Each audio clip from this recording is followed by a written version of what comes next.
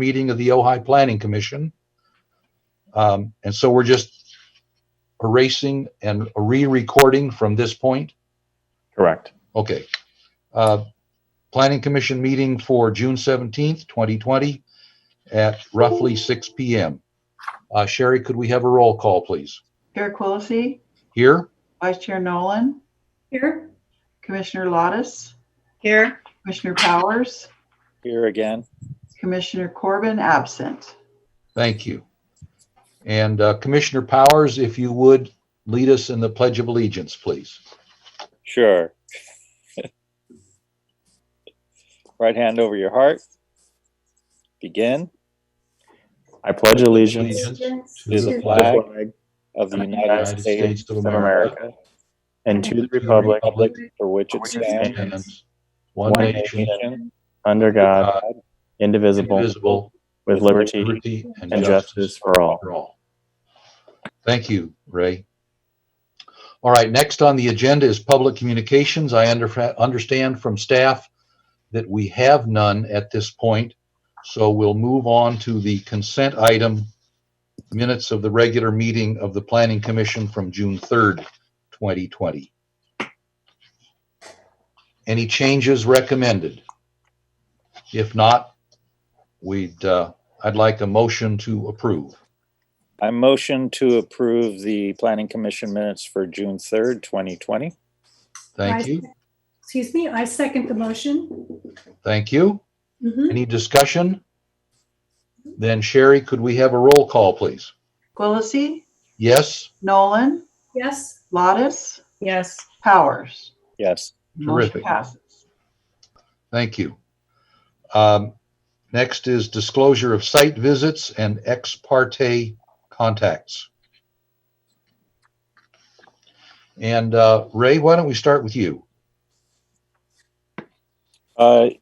Yeah, I visited the site. I had no ex parte contacts.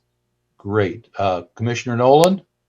I visited just the outside of the site. I had no ex parte contacts. And Commissioner Lottis? I have no ex parte contacts, and I basically drove by the site, but that Okay. was because I thought it was not happening. So anyway. Yes, I've walked by the site a couple of times and peered over the wall, but had no ex parte contacts. I'm not sure how, maybe staff has some advice, but how any of us could get any closer than that tall wall that's in front of the property right now in order to actually visit the site. Lucas, do you have any suggestions? You have the ability to reach out individually to the applicant. I can arrange that. We have been working with HPC, Historic Preservation Commission, on that as well, in terms of individual, whether that's through a Zoom meeting in terms of something that I could help coordinate, or a face-to-face. Someone walk around with a tablet through the house so we can see the place, or just walk around the outside, or whatever. Yeah, the owner has expressed an interest in providing and opening up their doors actually, to the property. Okay. Well, that would be interesting, I think, if we could do that. If you are interested, you're certainly welcome to email me after this meeting, and we can arrange that. We just got to make sure that we're not within Brown Act violations. Oh, It sure. would be individual. Can't have three of us there at once. Yes. Yeah. Okay. Well, then we'll move on to the public hearing item number 2. This is a proposed 2-story addition and demolition of a portion of an existing single-family residence at 410 Tico Road. It's DRP number 20-003. As I understand from staff, and if any of you were watching last week, you would have seen that this is a landmarked property and had to pass through a public hearing with the Historic Preservation Commission, and the result of that would determine whether or not the Planning Commission would even take the case. If HPC said, no, you're not allowed to make those changes, then there's no substance to come to the Planning Commission to request. Is that about right, Lucas? Yep, you're hitting it correctly. Okay. And so we are going to have to continue this to a date uncertain, that date being determined, even its existence being determined by some future HPC meeting. And we'll get to that, I guess, at the end here. But first, because it is a public hearing item, I guess I'd like to hear from staff briefly on it, and then we do have to conduct a public hearing. Yeah, so I'll be extremely brief on this. The Chair Quillisi is correct.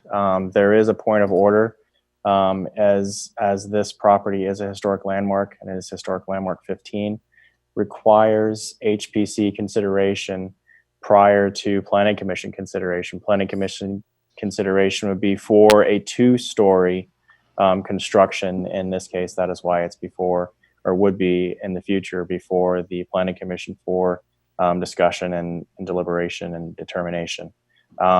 But first, it needs to go to HPC, Historic Preservation Commission, for consideration because of historic landmark designation. Until that happens, this Planning Commission remains kind of in the back seat, on the back burner, until that has taken place.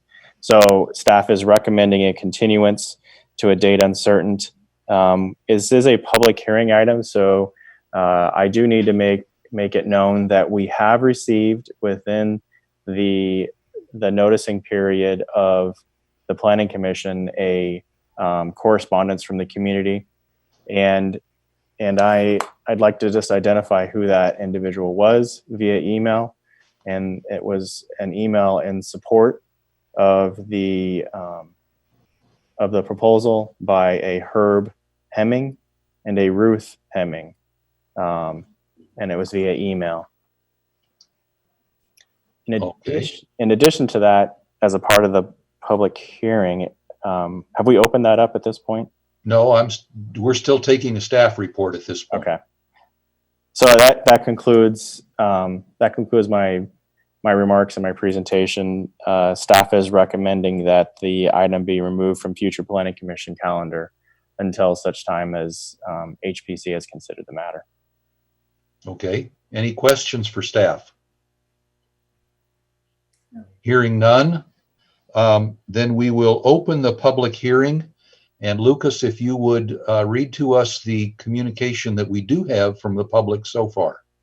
Yes, so we do have one email. Sorry, I kind of jumped the gun on that. We do have one email from a Herb Hemming and a Ruth Hemming, and they are neighbors to this proposed addition, and they are in support. They've shown support for this proposed addition and modifications to the property. Okay.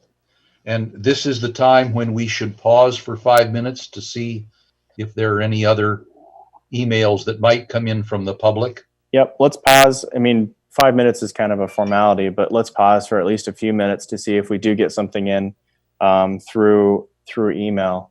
So Okay, I have 6:18 on my clock. We'll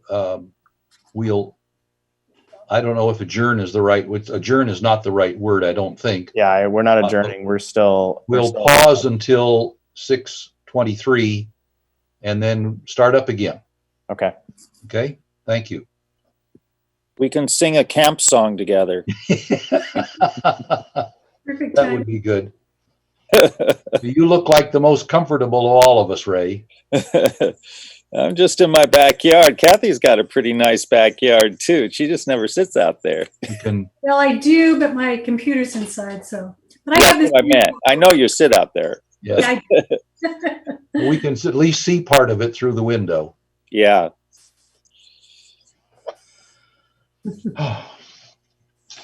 Yeah, Basant Meadow is right there, Oh, very nice. right over the fence. There's like up this hill right there. That's the backyard, but then where the white is, Yeah. There's a fence, and that's Passant Meadow. If you go that way, you go to Crotona. If you go that way, you go down to the wetlands. Nice. Very nice. So you're living along Loma or something now? Taormina Lane. Oh, Okay. Very good. Historic district. Yeah, I'm in the historic Right. district. Very nice. Yeah, that's a charming little enclave there, sort of in behind Vaughn's.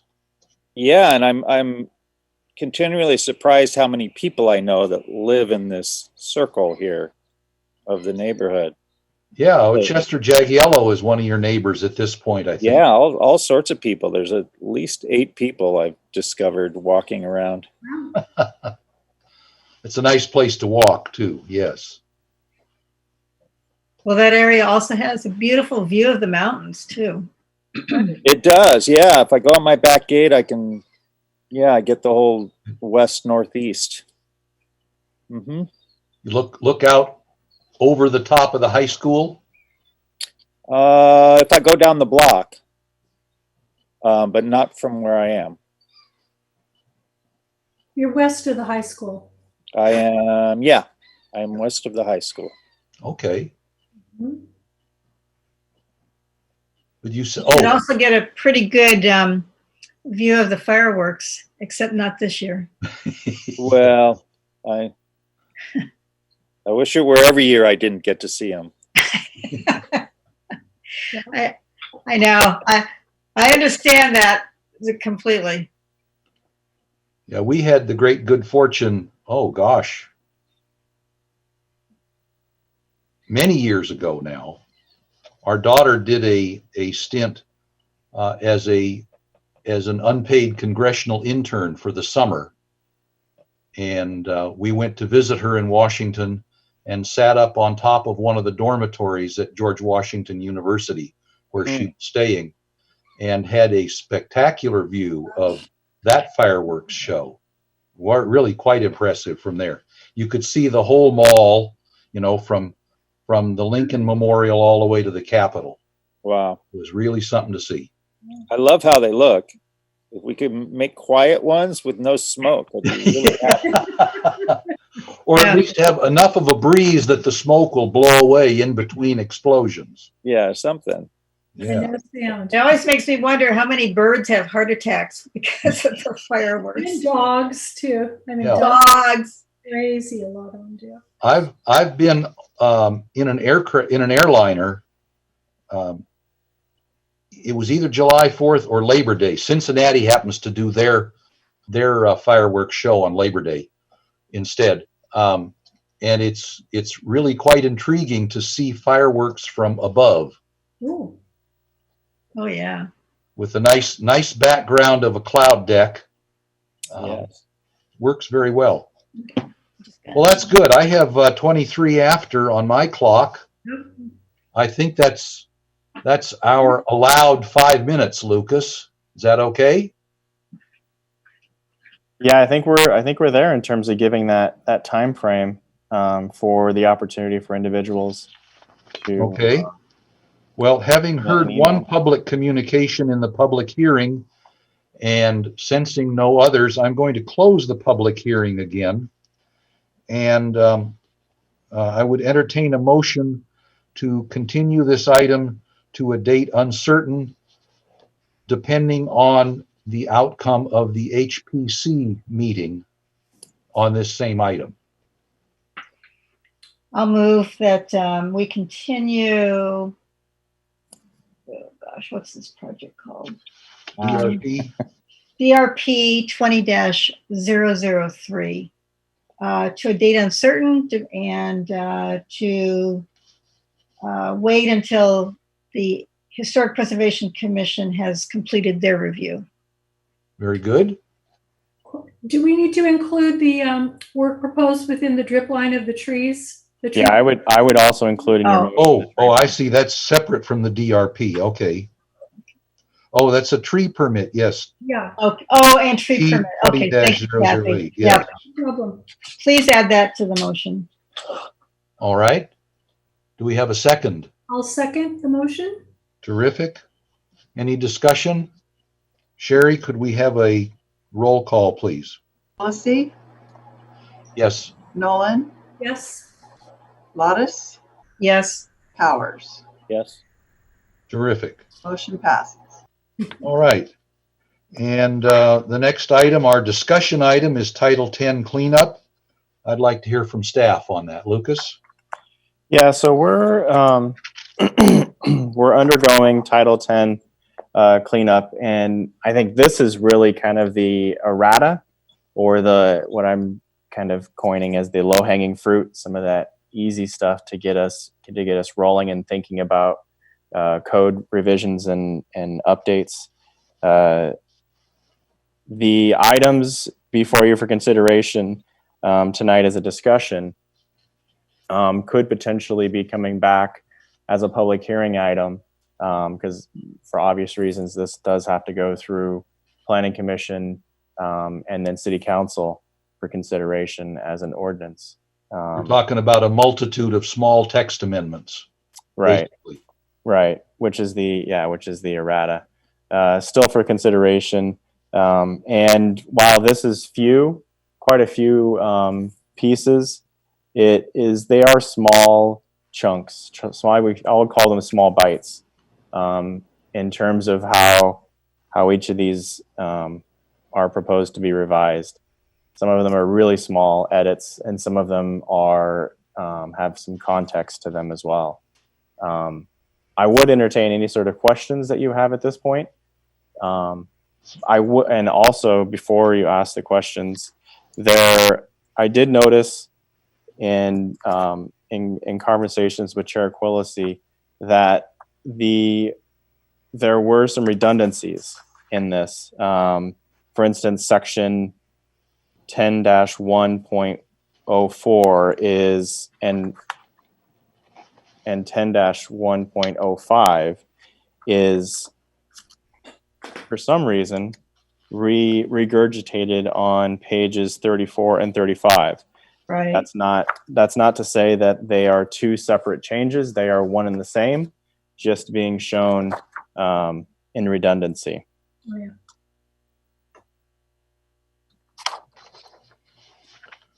But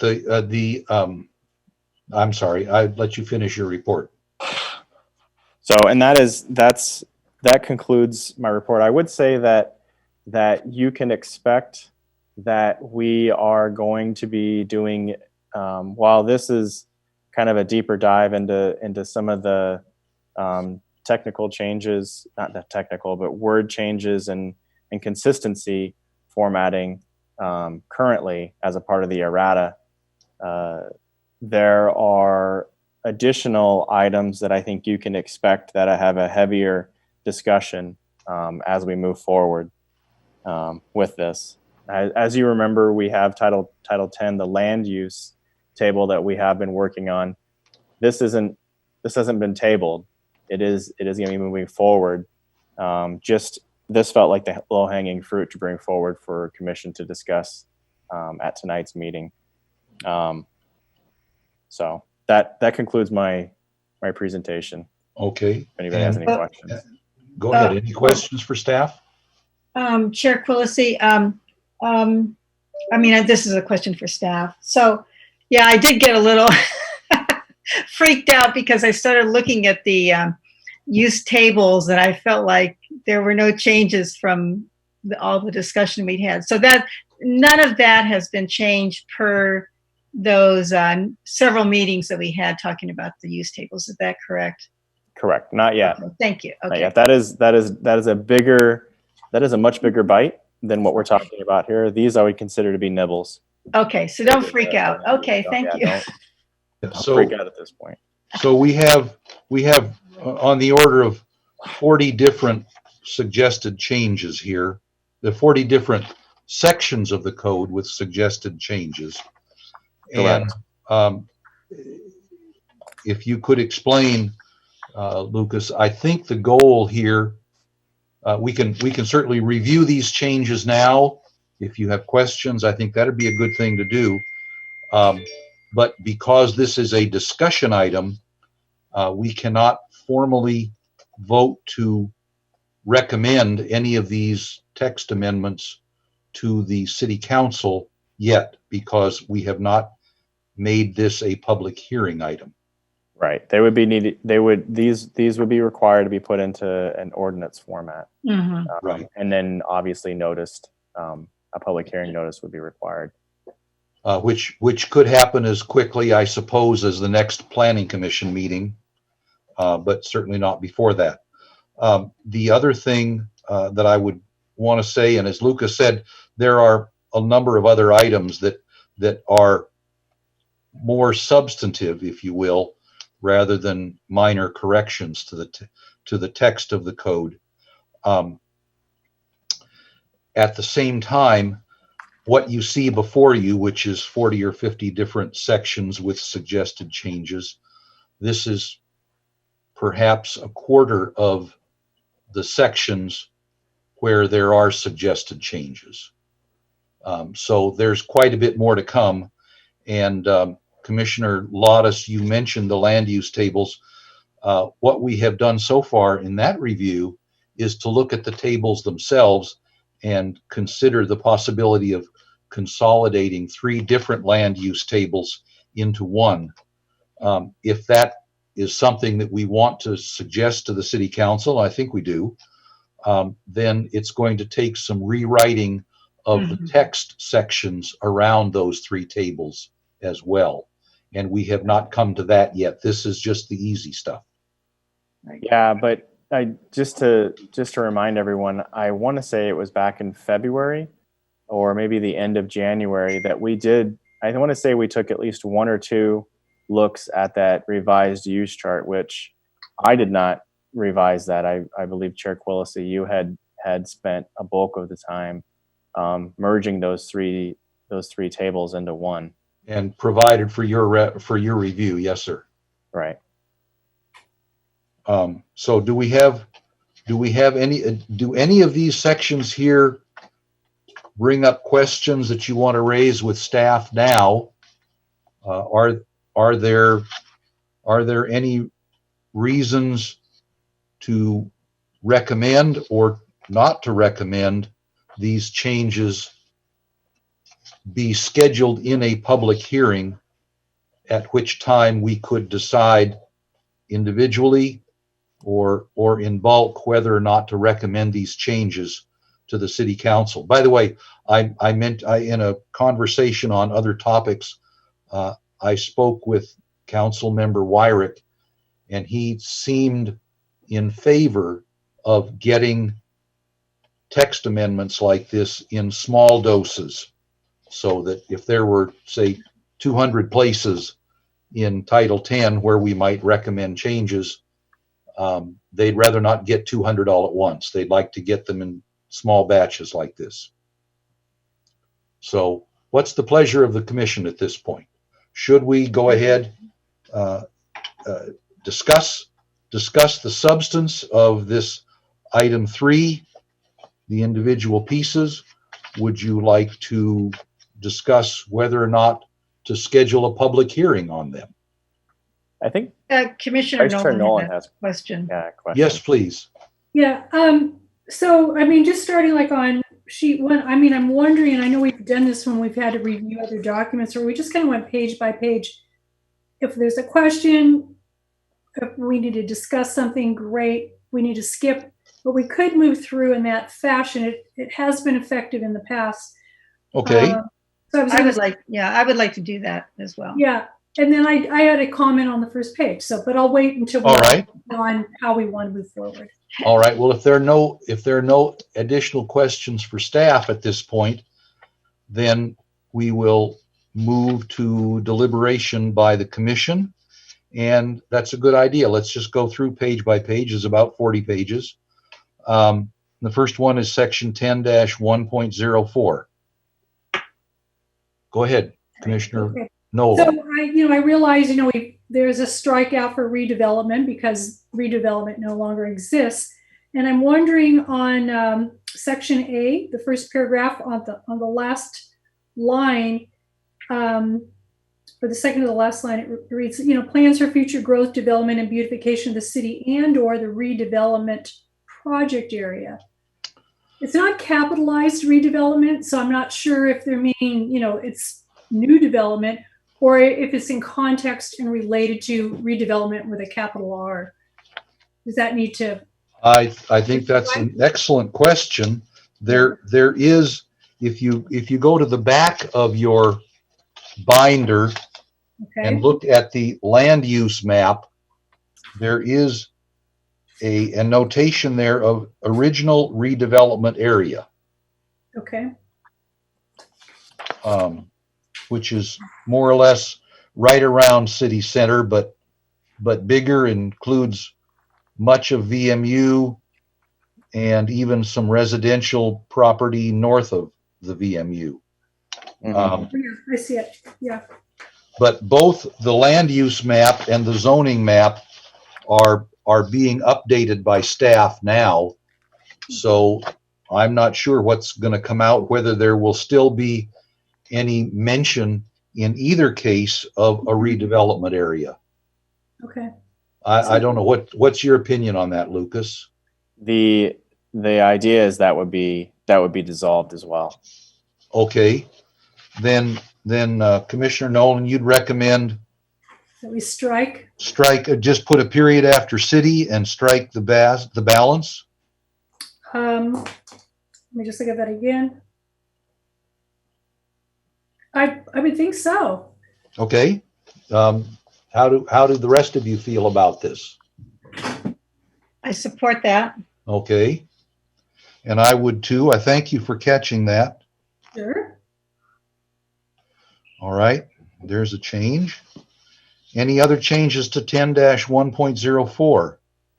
I don't have a change. I just have a comment because this struck me as very old-fashioned because it kind of emphasizes tentative maps, as that's really the primary thing we do in a way. I mean, but there's no mention of conditional use permits or variances or design review or anything like that. So the difference between what we're looking at here, which is,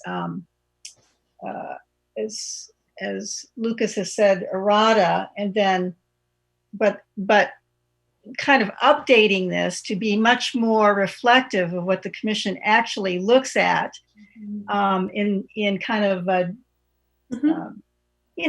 language that everybody can understand. It seems deficient, but I understand that's a whole nother step to get into that. So that's more substantive. And so it might be useful. I agree with you. It might well be good to say, put in the new paragraph D, like dog, to list some of the things in there that the commission would do. Approve concept reviews, design review permits, tree permits, subdivisions. Exactly. Yeah, exactly. Those kinds of things. Is that what you had in mind? Yes, exactly. And I'm not trying to, I don't want to put extra workload on anybody or on this project. So, this kind of thing would be down in the noise. Pardon? I say this kind of thing would be down in the noise level. Be fine to make a change. If you have some suggested words, that would be fine. If not, staff can come up with a brief list of the general duties of the Planning Commission, and append that in some way to subparagraph D. So basically, Kathy, the first paragraph generally describes what we do, kind of in a broad umbrella.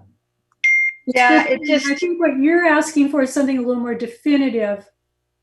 Well, right, because there are certain kinds of things that we look at that are the duties that would just be, this strikes me as being written like, I don't know, 1940s or something. Yeah. But you're looking perhaps for a short list that begins with including but not limited to, and some of the major things that we do. Exactly. Okay. Exactly. And again, if I can assist in any way with some of this kind of thing, I'm happy to do that. Okay, thank you. Okay. Any other comments on 10104? All right, let's move to 10105.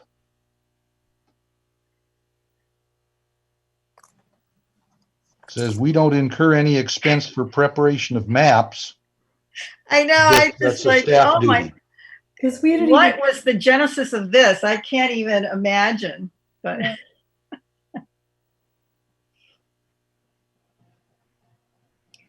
but it's, in my opinion, it's fine the way you're just removing the redevelopment. It's just removing the redevelopment agency. Right. Yeah.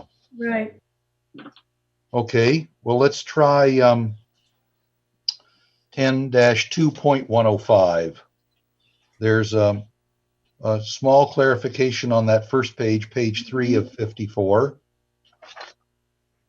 And the same thing on page 4 of 54, just specifying it's Article 32 of this chapter. There may not be any other chapter in the code that has as many as 32 articles. We have 36 right now in this chapter 2, but it would be consistent. This is in subparagraph E3, where Article 32 of this chapter is in the original text in one place, and the of this chapter is not in the other place. So any comments on that one? Okay, 10.2.404. This is the development standards that go with the residential portion of the land use table. Yeah, And as you look at it, there's a little bar in the left margin wherever there's a change. Yes, and that was very helpful. Thank Yeah. you. So, Chair Pelosi, I do just have one question about your thinking. So, when this ends up getting printed, do we have the thing is, I don't know if we'll have, like, at the top, it has Chapter 2, zoning regulations. And do you prefer saying, so for example, so see Article 32 of this chapter, do you prefer that to saying see Article 32 of Chapter 2? We could alternatively say of Chapter 2 of Title 10, because there are lots of other Chapter 2s. There may not be lots of other Article 32s. I see what you're saying. But okay. every one of the titles has a Chapter 2. Right. Okay. Okay. I don't know. It's something to think about. And if you would like some alternative wording, then we can bring it back up again when we actually have a public hearing on all these. I mean, my interest is to try to have as much brevity as possible. Right. So. And as much clarity as possible, I would think. Right. Yeah. So the clarity is, instead of saying of this chapter, you're actually saying what chapter this page is on. or that. It's the chapter, yes. Well, Yeah. in that case, yes. When it says this chapter, it's whatever chapter this section is in. Right. I almost prefer, like Kathy said, the numbering. If you ever have to refer to it, it's right there. You can get to it instead of having to look and figure out what chapter you're in. So where it's, okay, back on page 3 of 54 then, where it says see Article 32 of this chapter. Yeah. Would it be better then to say see Title 10, Article 32 and Title 10, Chapter 3? Oh, I see what you're saying now. Yeah, to make it even more clear. I'm not opposed. Go ahead, Is it more redundant to anyone? It's clear. It's definitely clear. There's no question when you spell it out. Yep, I agree. We just want to make sure it's not redundant, but when somebody's reading it, it's like, there it is. Okay. So instead of the putting in the of this chapter, we would just put Title 10 ahead of Chapter 2. Yes, I believe so. Kathy, is that? So we go chapter 2, Article 32. Is that's what you said, right, Steve? Mhm. Would be Title 10, Chapter Oh, Chapter 2, Title 10. Article 32. Mm-hmm. That's why Title- when you get into mentioning chapters by name, by number, then you have to specify which title you're Which talking title? about. Yeah. Whatever nomenclature we decide to go by, or whatever kind of formatting we decide, my request is to just make it completely consistent. Yeah, I agree. Yes, okay. I'm a little bit ambivalent about which way to go on this, actually. Well, is there a standard that you would find in other documents that's already in use, or that is typically used by other government agencies? Help us out here, Lucas. What's your experience with this? So the Article 32 of this chapter is a little bit, it doesn't necessarily give all the clarity. Right. I have seen the citing of sections or the citing of titles. The numbering is always a little bit different. We're different in Ojai Unique in terms of how we do our numbering. Sure. So it almost, for clarity purposes, it almost would make sense just to identify either a section or chapter, and doing it in order. So it would be title, chapter, article, or title, just chapter, whatever the order of what you're doing. So for instance, if we're diving into the specific section, identifying it as, for instance, like a section 10-2.404 versus saying, well, here it would be Article 4, Chapter 2, Title 10. Yeah. Right. I prefer that. The clarity just makes sense. I agree. Okay. So we should start with the title, and then the chapter, and then the article. Or if we have a specific, in this case, on page 3, we're looking at Article 32, which has quite a few sections in it, and we're looking at Title 10, Chapter 3, which likewise has a number of sections in it. So we don't need to, we don't necessarily call out a specific section number, which we could do quite briefly as 10-2 point . But we could, in the first case, say, see Title 10, Chapter 2, Article 32. And in the second case, Title 10, Chapter 3, I think those are perhaps, they're perfectly clear, but probably as brief as we can make those references. If there's a specific section like 10-2.105, I think it's preferable to use that, because that's quite brief, but it's also quite specific. Right.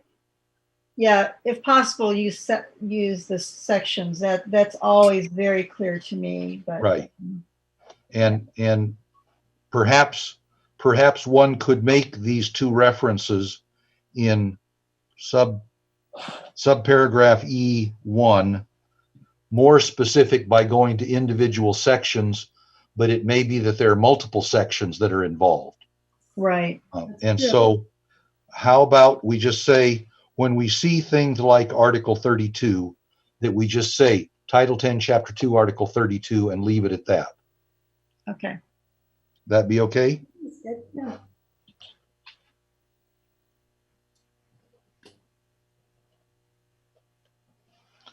All right. And then Title 10, Chapter 3, and we'll take out the of this chapter.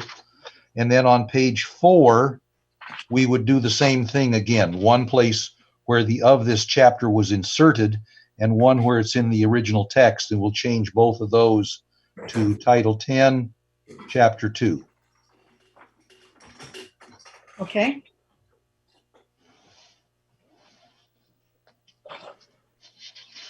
All right. And so next, if we decide to schedule a public hearing on this, you will see a changed section 10.2.105. It'll be different from what you have in your book right now. All right, next is 10-2.404, and there is a change in note 2 to table 2-3. And Lucas, you should chime in here wherever you feel the urge, Right. like with rationale for changes or whatever. Yeah. So, for instance, with note 2, its mention is on page 5 with the maximum density, and it's for all of those zoning districts. Right now, it just reads maximum number of dwelling allowed per gross acre in a single family subdivision or multifamily project. And then it continues to say, and this would be the inclusion, other than accessory dwelling units as provided in section 10-2.1709 and as provided in the California Government Code section 65852 et sec, as amended from time to time. Now, it's important to probably note those in two different areas. The 10-2-1709 is our ADU ordinance, and then 65852 is the government code section that regulates accessory dwelling units and junior ADUs. So I think that's really the reason to show the omission and to clarify that omission.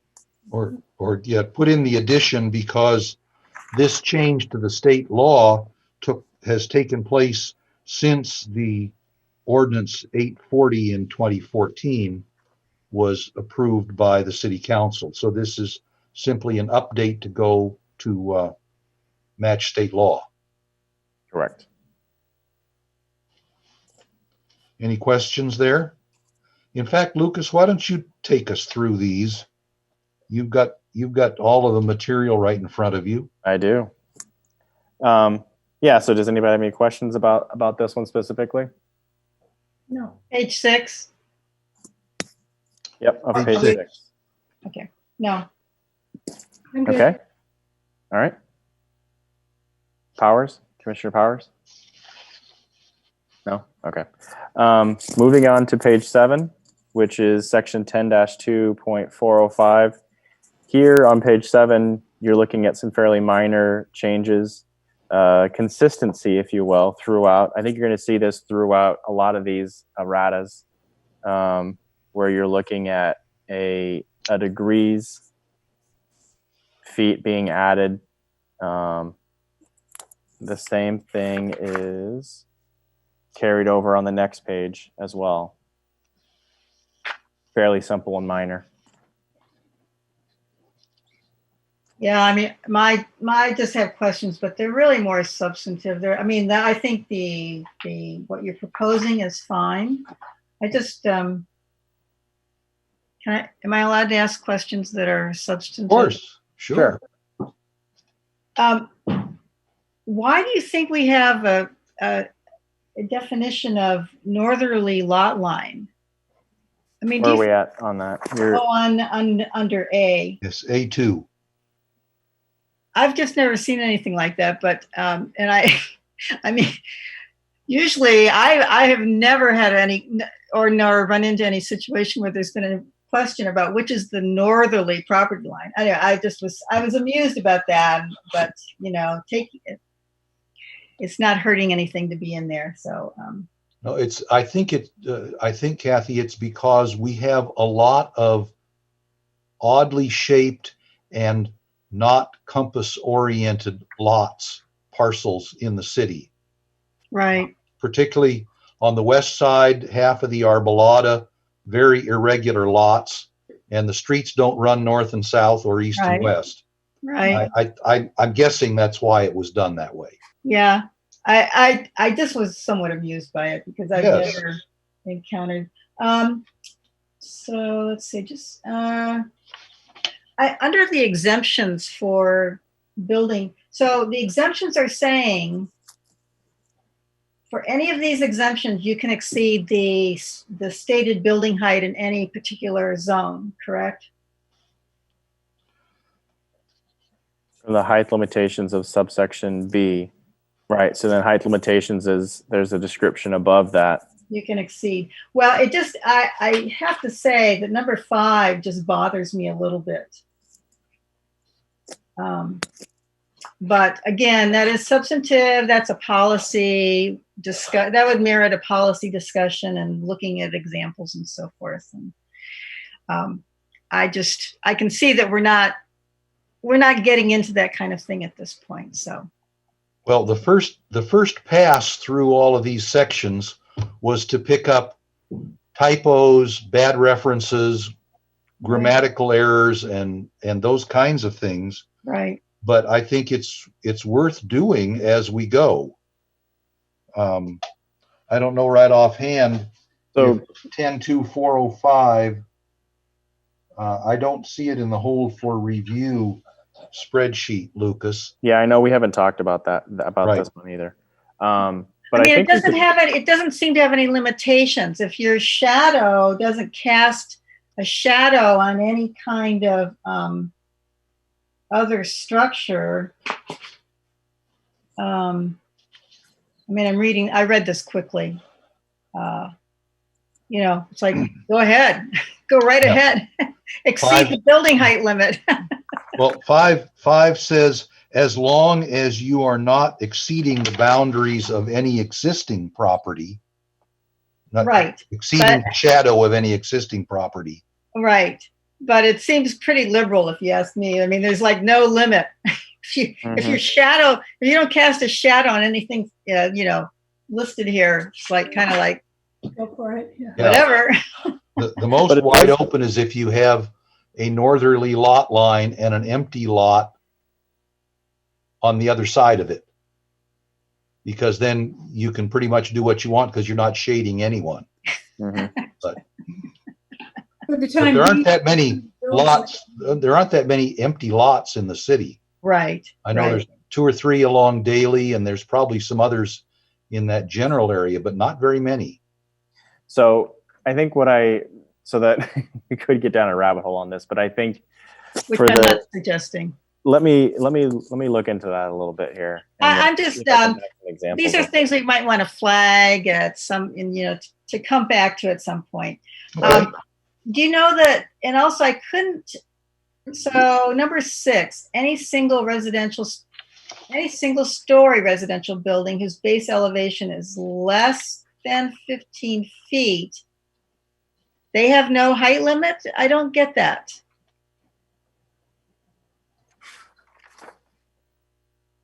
Well, I think it's because if their base elevation is less than 15 feet, then subsection B talks about not exceeding the sum of 18 feet or 12 feet in other zones, and the additional height above being a 30-degree angle toward the south. Correct. Maybe somebody did a calculation there and already figured out that if your base elevation is less than 15 feet, then you're already under the height limitation of subsection B. That's all I could think. And if you then wanted to change that base elevation, you might no longer qualify for an exemption under item 6. Okay. Does that make sense? Yeah. It just seemed weird, but Yeah. Right. Let me just see if I had another question on 8. Let me see. On 8. Yeah, the 20,000 square feet. Yeah. It says, for which the Planning Commission has granted a CUP granting higher heights. Oh, so my only question on this so if we were granting greater height, would that be through a CUP or a variance? it says granted a CUP granting greater heights after making the following findings. So that's still a couple of hurdles to get over. Yeah, that's So is there other, but it's like it's not fully explained, because normally if you're exceeding the height limit, well, wait, no, it's talking about the size of the lot, granting greater height limit than what? What's That's what I mean, there's not any parameters. Okay, Right. then you have to go back to subsection C, where it says exemptions from the height limitations of subsection B. So, That's what you're talking about. Exemptions from B. And if you have 20,000, so a half acre, and you have a CUP giving you greater heights, right. Then, and having found that you were not shading anyone else, right. Then, yeah. then you're okay. And that's something I think that we will find in many areas where we can say, here's the rule, unless the director or the planning commission or the council has made other provisions or agreed to other provisions with an applicant. And a planned development permit is one good example of that. You can theoretically negotiate a planned development with the city that violates a bunch of different rules, Right. but it's got to be approved by the planning commission and the council. right. Yeah, that's a good point. So there's one instance where additional height above what's permitted is not per a variance, but per a CUP. Per a CUP or a planned development permit, there could be various ways of getting there. So should that be added? Is that what we're saying on number 8?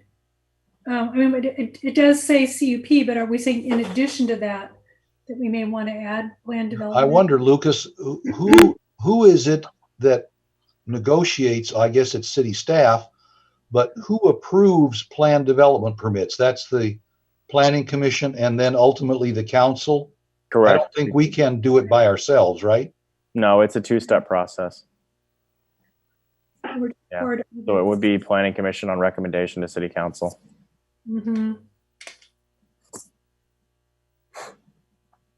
Okay, so after the phrase the planning commission has granted a CUP, we could add a phrase that says, or the council has approved a planned development permit, then granting greater heights after making the following findings. Is that the sort of language you were looking at, Catherine?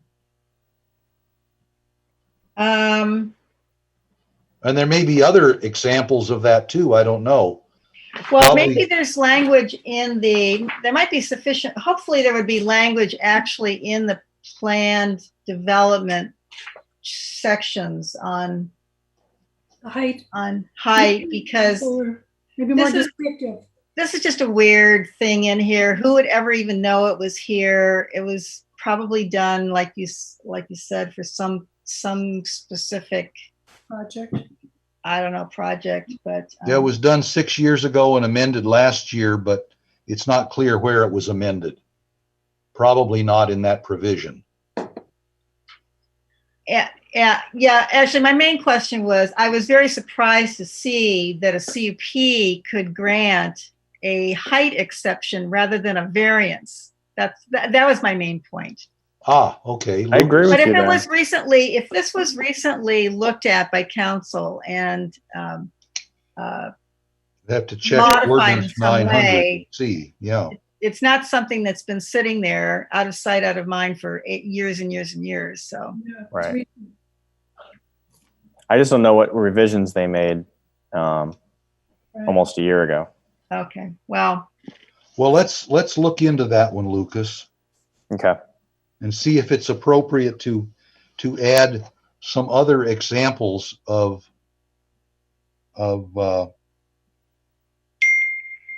of, in parallel with granting a CUP, there may be other means by which the height limitations could be exceeded. Okay. And maybe there's some more language to go in there. The CUP Then, is that opens a real can of worms. Do we restrict it to lots exceeding 20,000 square feet, or do we want to start getting into other size lots? Yeah. That gets back to the potential calculations that we talked about earlier that we don't have. How is the 20,000 square feet determined? It's a nice round number that's about half an acre. Yeah, I know what it is, but I'm not sure how they arrived at that number to allow the potential for the height of the building to be higher. And I don't even know if we need, do we need to do that now, but it's something we want to look at. Just flag it for maybe the Flag it, right. future. For something. maybe another round of changes. Yeah. Okay. Yeah, that are more substantive or That sounds policy good. related. Yeah. Right.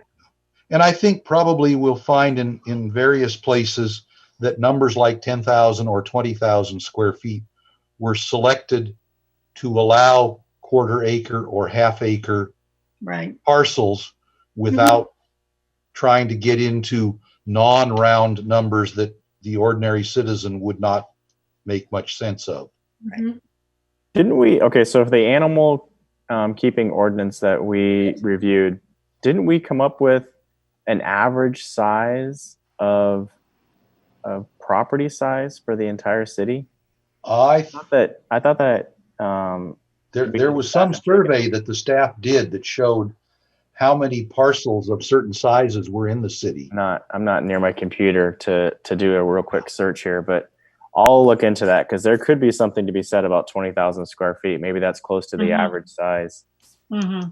I don't know if it is. I have a feeling it's larger than the average size. I think so. Commissioner Merck had done that study several years ago that took all the lots in it, ranked them according to the square footage.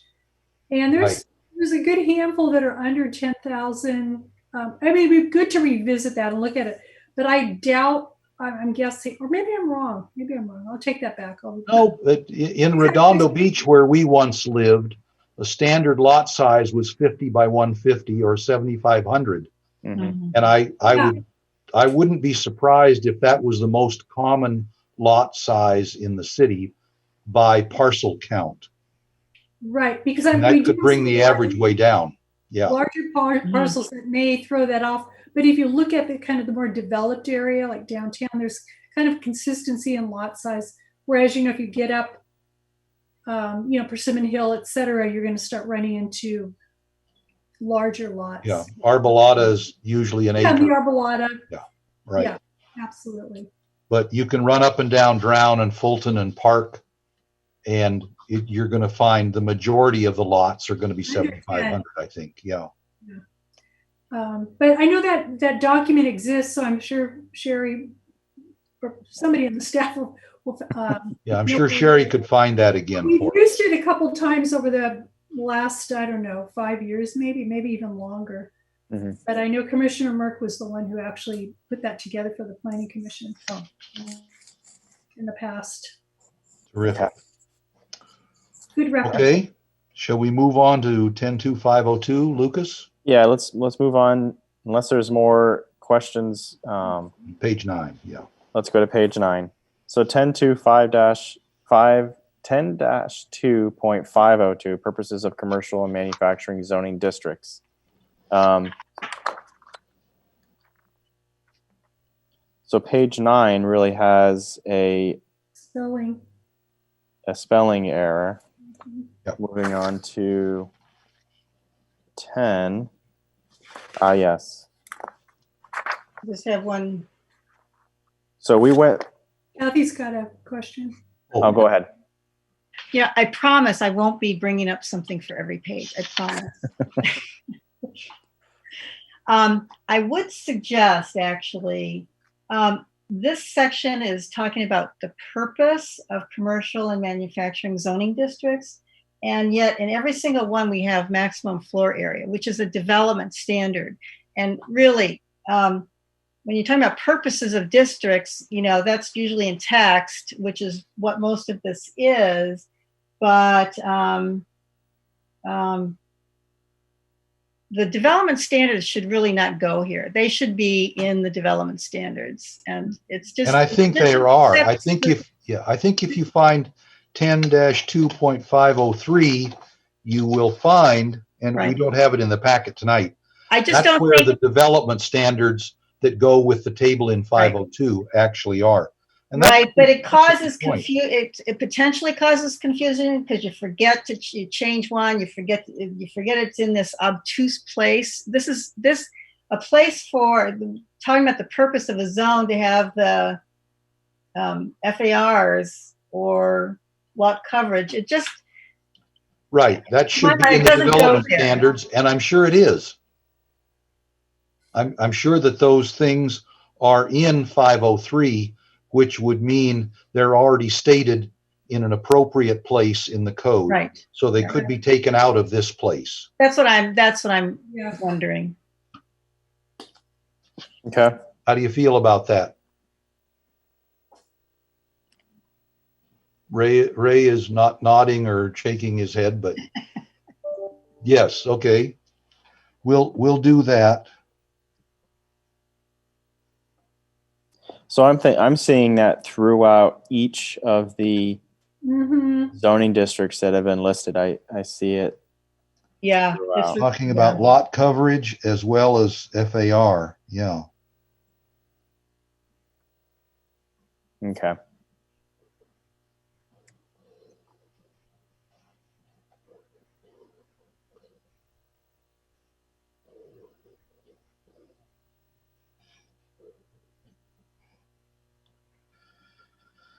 How about the basic allowable residential density? In the case of VMU, it says 8 dwelling units per acre. I'll bet that's in another table somewhere too, isn't it? Or is it in this? It's not in this land use table, but I'll bet it's in another table in another section, Lucas. I think you're right. Yeah, we can go back through and omit that.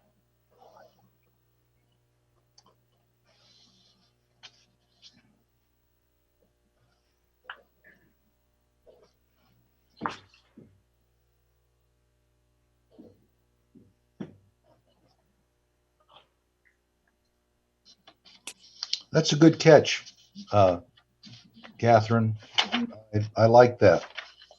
Yeah, I do too. It's more substantive than what we were originally looking for, but we might as well fix these things as we find them. Yep. Right. That's more straightforward. I mean, if it is in if it is in the development standards where it belongs, good. And we should just emphasize what the purpose of the zone is and what general plan designation it's consistent with. Right. Mm-hmm. Yep.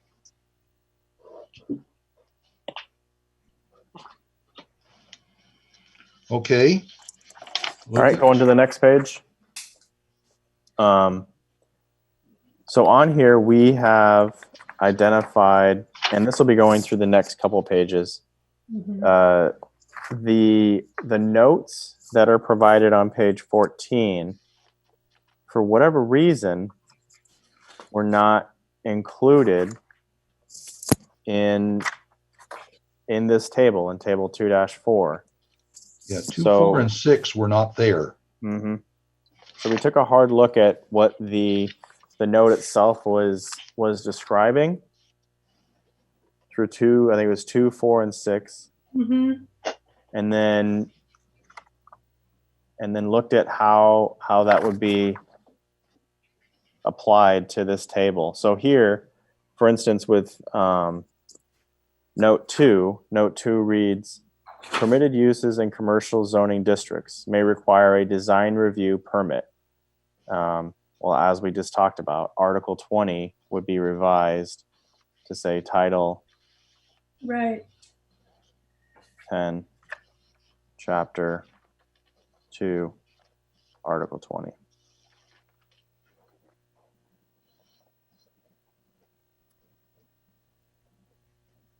So within this, it seemed like the most logical place for that would be under or right beside permitted or permit required by district, and then adding that to.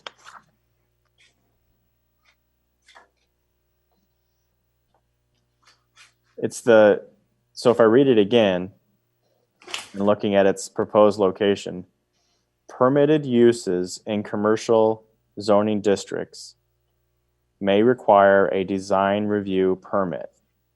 May. It's the operative word. So it's under review, given the context of what we're looking at here. Case by case scenario. Right? Yeah. And then, where's 4?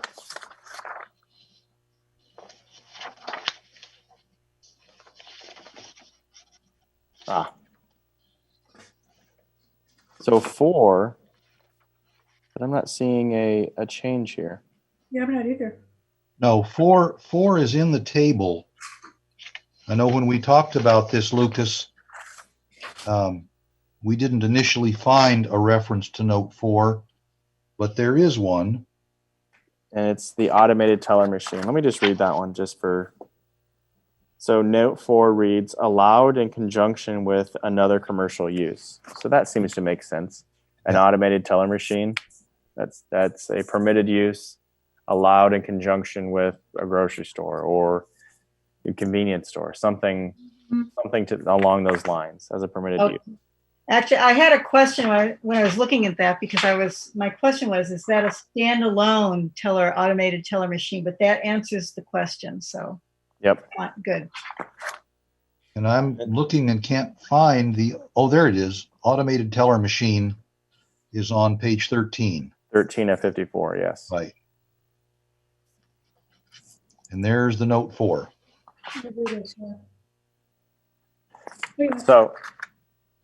So then looking at 6, note 6, which reads, unless otherwise exempted, new commercial uses may require a growth allocation pursuant to city's commercial growth management plan. And then that's chapter 6 of title 10. Yeah, so we'll change that around and say title 10, chapter 6. But you said exempted, and the word there is accepted. Accepted. Should it be exempted? Otherwise accepted. Commercial may require. I think you're right. The way you read it, exempted, is probably the word that should be in there. So my incorrect reading of that word actually needs to be correct. Do we? So I've never heard of the city's commercial growth management plans. We actually have something to that effect? Yes.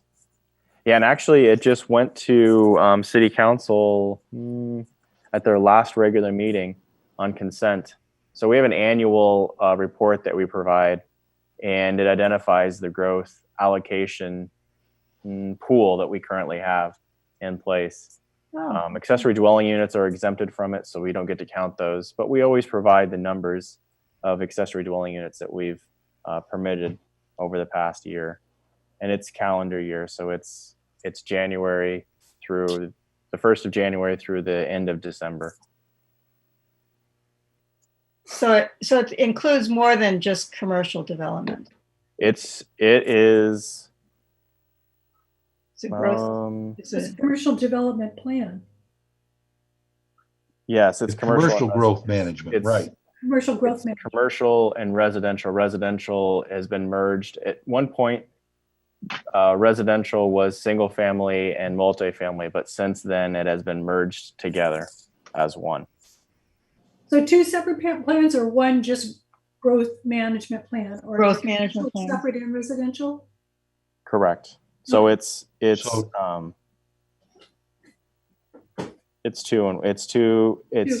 separate allocations, because there's fees that are involved with both of them. Right. Oh, okay. So is Title 10, Chapter 6 still the commercial growth management plan, or is it the overall growth management plan with subsections or articles or something that cover commercial versus residential. That's actually a good question. I would have to look that up, which I'm doing right now here, out of curiosity. Here.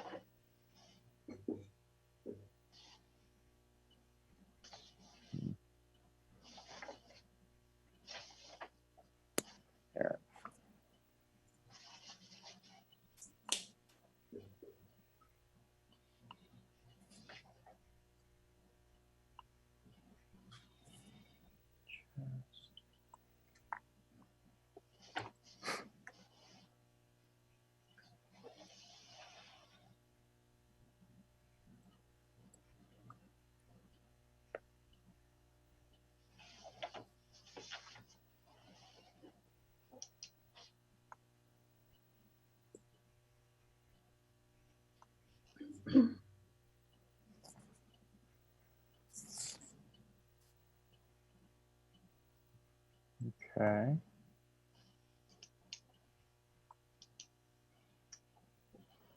So, this is interesting. It is identifying it as the Residential Growth Management Plan. That's chapter 6. Mm-hmm. Let me see if it's clarifying commercial here as well.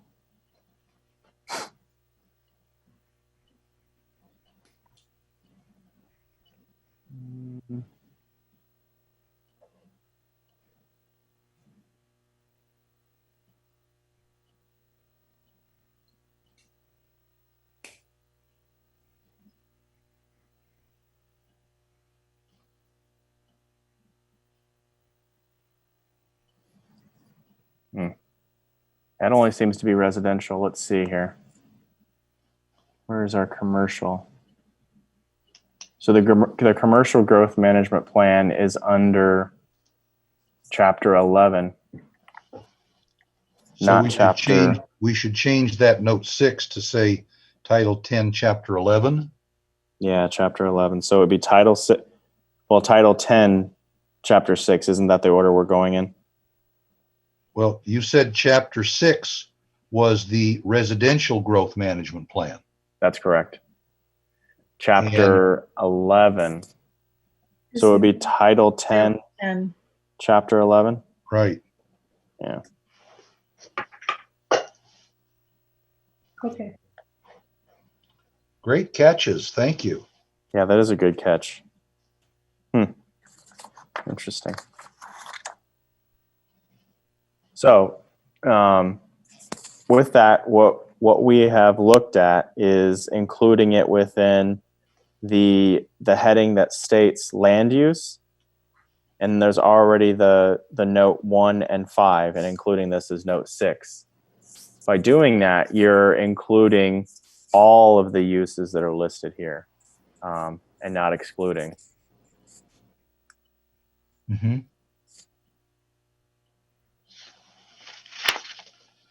But in the table, of course, and the table's going to change if we do a consolidated one. But the table does have recreation, education, and public assembly uses. So maybe we should change, either move note 6 over to where we have note 2. Because a growth allocation would be of a kind with permits, right? Yes. Or otherwise, if we left it where it is, I think we would have to call out Title 10, Chapter 6 and 11, so that we could, if we're going to leave Note 6 to be a note to the general land use category, then we need to do something in Note 6 that recognizes the recreation and residential uses as well. Otherwise, if we put it over in the title permit required by district, then it clearly would only apply to Commercial. a subset of the commercial, the C1 or Yep. BP or VMU. Yeah. 3 of those 5 categories. Yeah, I think that actually makes more sense. Okay? You just Right.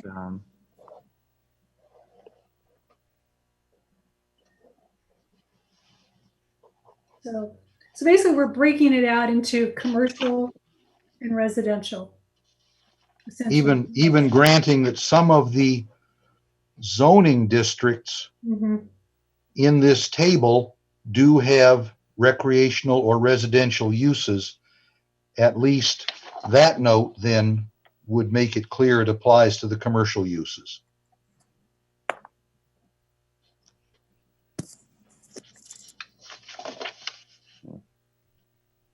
Yeah.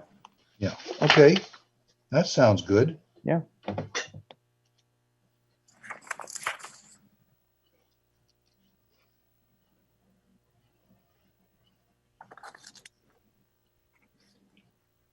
So are we up to page 15? Yeah, I'm Yep. just making notes here real quick. Great. All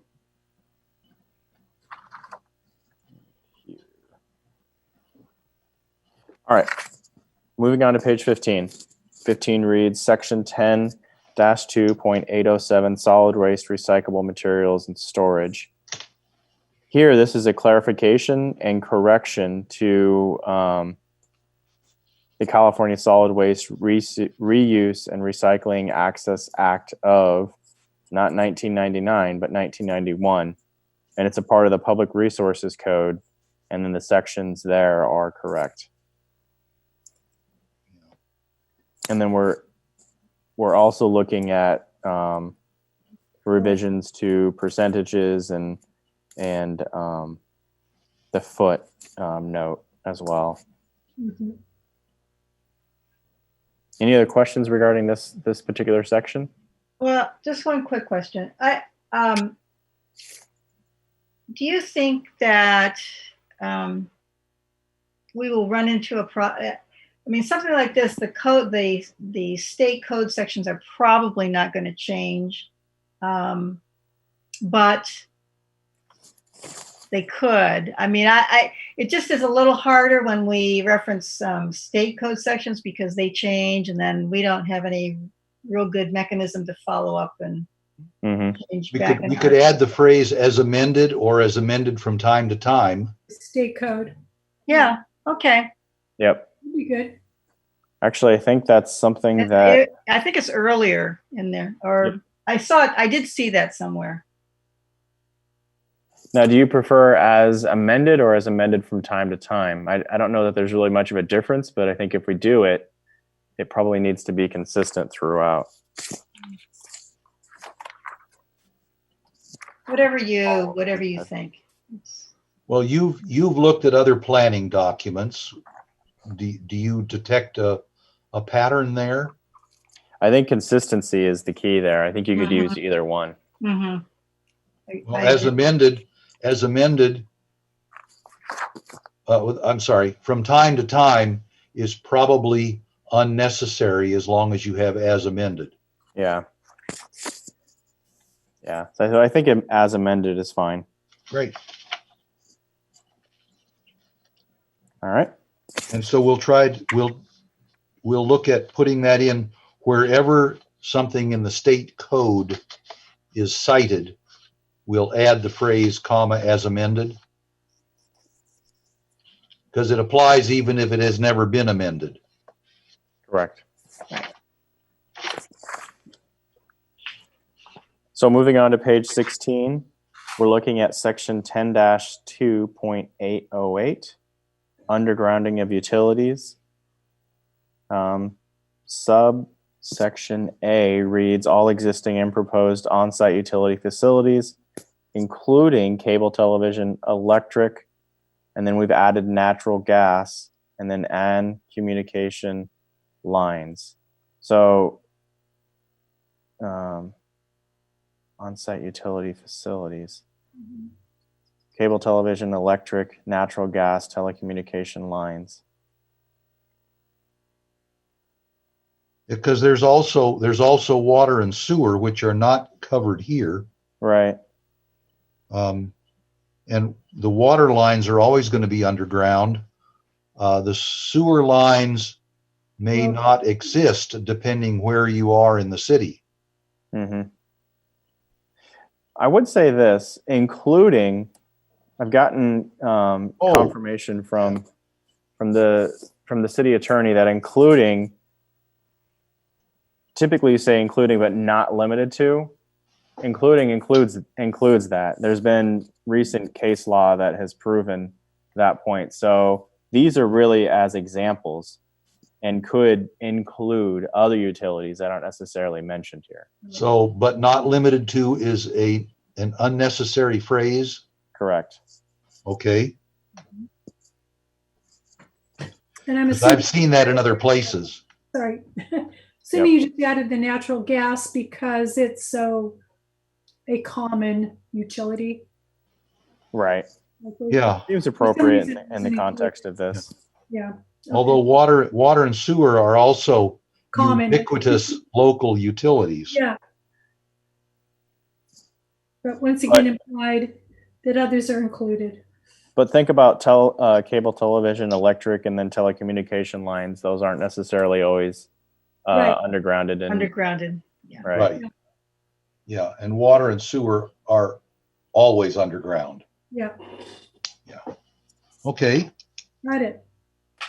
All right. Moving on to page 17. Replacement housing, which is section 10-2.904. Mhm. On that first page, it's really truly errata where it's minor revisions that are consistent throughout that first page. I'll read the first sentence of subset A, which starts basic provisions. Then it goes, except as provided below, the conversation or the conversion or demolition of existing residential dwelling units inhabited by persons and families of very low, and then it was written as lower, but has been changed to low or moderate income shall not be authorized unless provisions have been made for the replacement of dwellings, etc.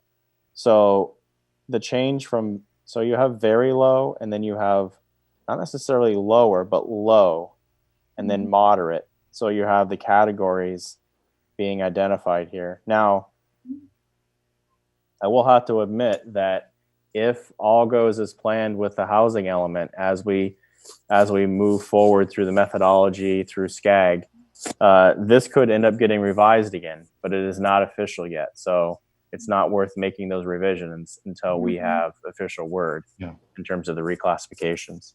And in terms of a little more context, because I've looked back in the state code on this, the state code actually talks about extremely low, very low, low, and moderate Right. as separate categories. But where the state code uses lower, it is at least the places I've seen, lower means very low or low, and excludes extremely low and excludes moderate. And so one might argue that we need to put extremely low into that sentence because we have named the three other categories.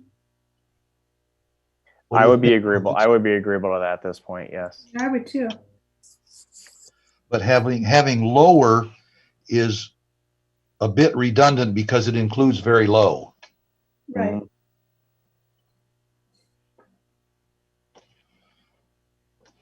Okay.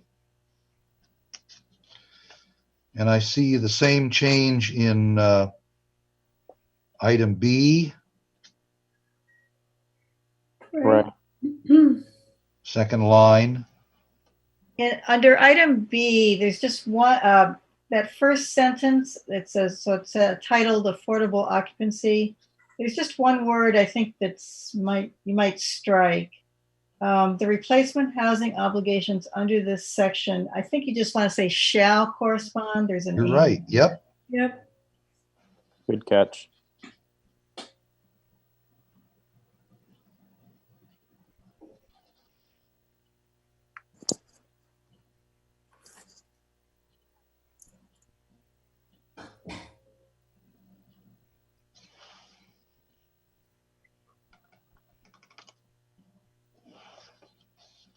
Mm-hmm.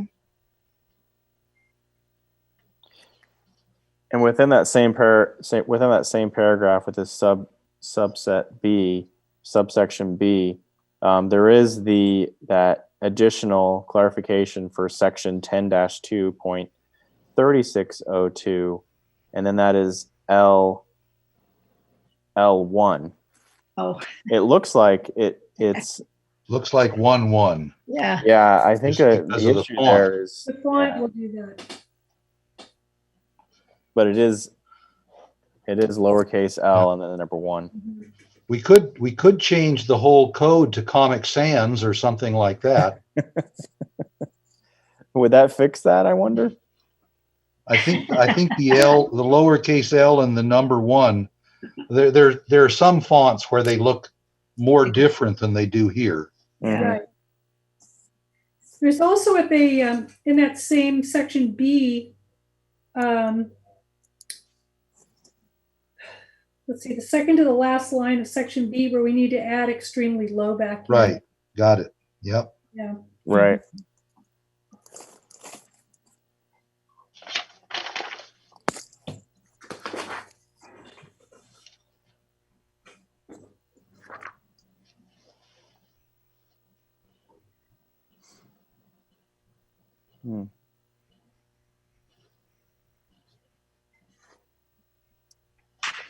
All right, any more questions on page 17 before I turn the page? We're good. Going once, twice. All right.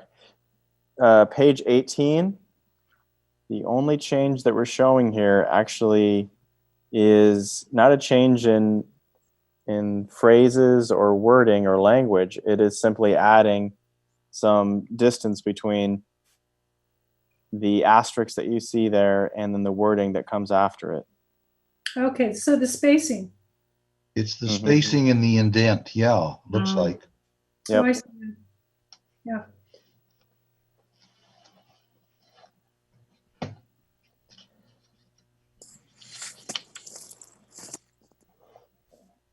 Okay. Any other questions on page 18?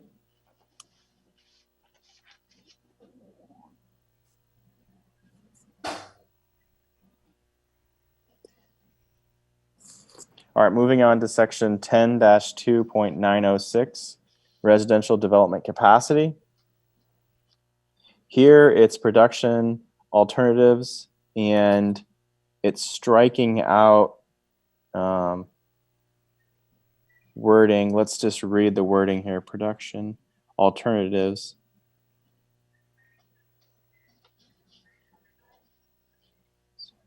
Okay. Payment of housing. Okay. Equivalent action subject to city council review and approval, which will affirmatively further affordable housing opportunities to an equal or greater extent than on-site construction or payment of in lieu fees. For fractions of affordable units, the developer may elect. So we've removed the wording resulting from the application of inclusionary percentages set forth in table 4-4. And if my memory serves me correct, there is no 4-4. Right. So we've struck that because table 4-4 is put on reserve. The inclusionary percentages was kind of confusing to me too. Mm-hmm. Steve? Yes, ma'am. Lucas, when we're done with page 19, can we go back to 18? I just have one question. Sure. When we're ready. Sure. Yeah, when the time's right. Yeah, not a problem. Sure. So does 19 look all right?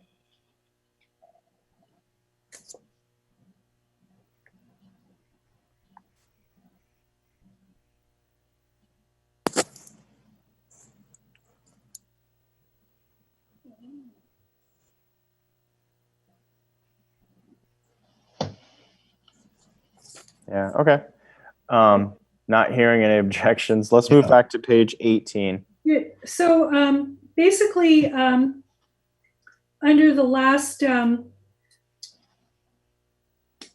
that we just looked at, where there was a spacing and indentation question, underneath it has definitions of like lower income percentage equals lower income. does that also need to reflect the changes that we just made with extremely low, very low and moderate? Is that, I might be I jumping think ahead. I think you're right. That should be in. Yeah, I think it needs to reflect the changes that we just made in addition to lower income should be low possibly. Right. Yeah. Good I catch. think we actually need to look at that section in its entirety, Yep. because I think by making these revisions, you're affecting Yeah. that, what looks to me like an equation. Yes. Equals. Each Yeah. one of those is an equation. Yeah. But it's just what does a percentage mean? And it's in each of the 4 income categories. Yeah. Yeah. Okay. But all those equations need to be changed because the percentage is actually like for low, it's low divided by low plus moderate plus extremely low. It's over the total, basically. Mm-hmm.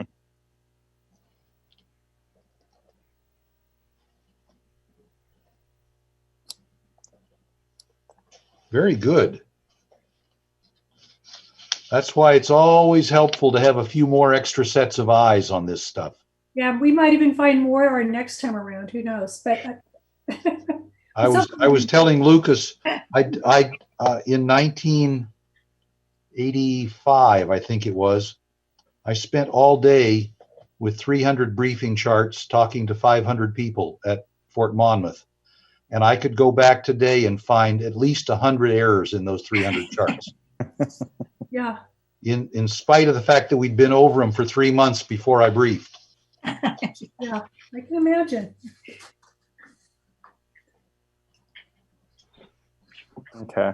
Okay, so we've got changes to 18 as well as more changes to 18 and then to 19. All right, moving on to page 20. It's section 10-2.908, Housing Trust Fund. And it's, let's see, the revision is getting rid of lower for low, but I think also here, Adding what we've been talking about. And taking out the but not limited to. Where do you see that? Right. Subsection B, line 3. Ah, yes, I see that. Okay.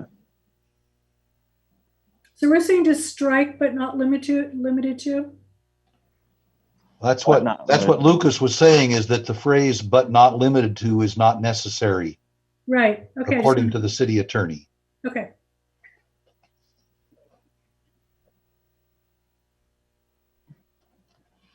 Okay. Any other questions regarding on this page? Page 20 of 54?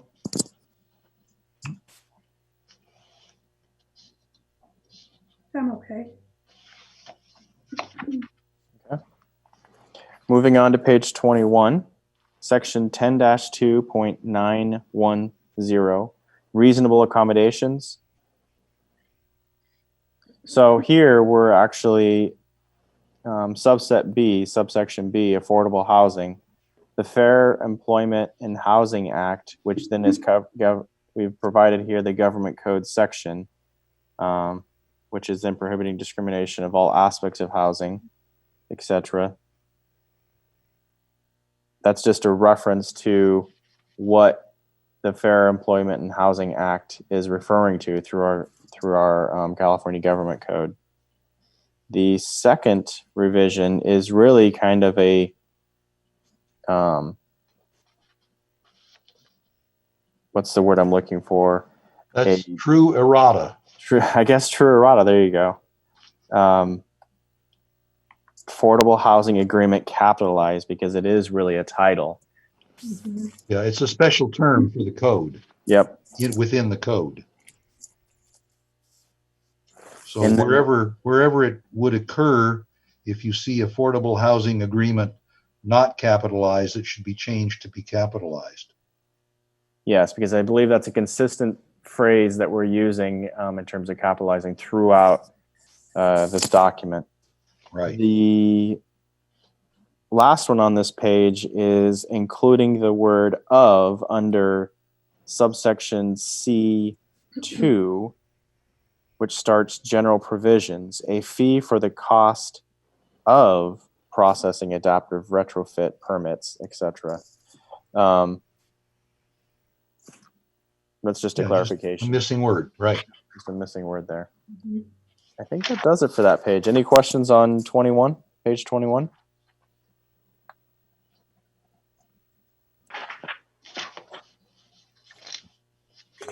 All right. Okay. Moving on, page 22 does not have any changes, but we've just included this for the reasons of anytime that we've Mhm. taken revisions to a specific section, we're just including that entire section. Oh, okay.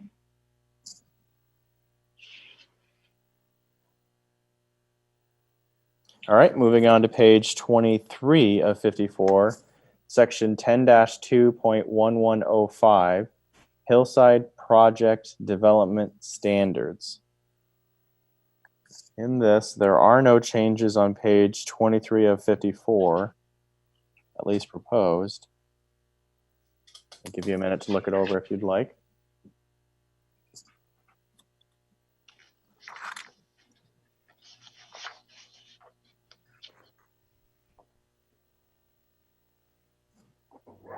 However, on page 24 of 54, there are several errata changes, if you will, that include percentages, Right. foot symbol, Mm-hmm. subsection D2 has removed except as provided by subsection E3 below. Structure shall be located so that a vertical separation of at least 25 feet is provided between the top of the structure and the top of the ridge or knoll to maintain the natural appearance of the ridge. And then we've added the word or knoll, because if we are Mm-hmm. in this sentence, it's already referring to both. Why wouldn't we include both at the end? Right. And then it turns your attention to figure 3-10, because that's really where the examples are living with the written description here. Mm-hmm. And subsection E3 doesn't exist. Correct. That's true. Apologies. So E3 just is it's a phantom reference. So we remove that. Oh, here. Okay. Okay. All right. Any questions on that page? All I right. like that phantom reference. Well, it is. Just calling it how it is. Yep. Page 25 of 54. There really are no changes, but these figures go back to the previous page as a point of visual reference. Right. All right. Moving on to page 26 of 54.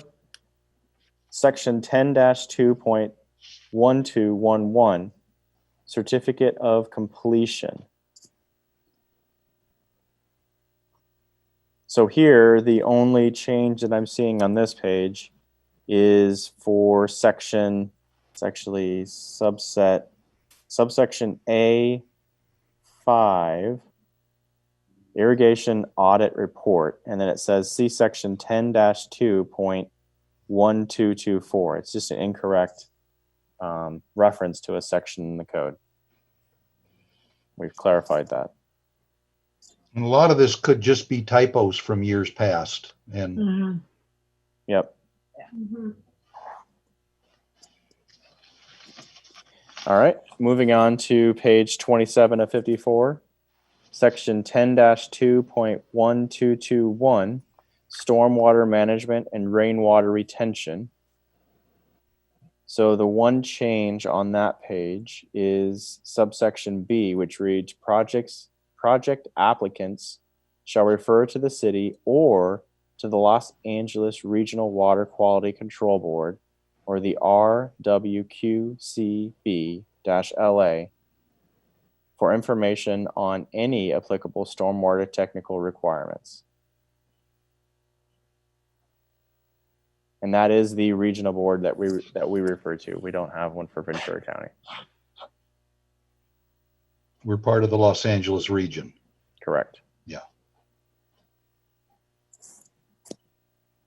Any questions on that page? Nope.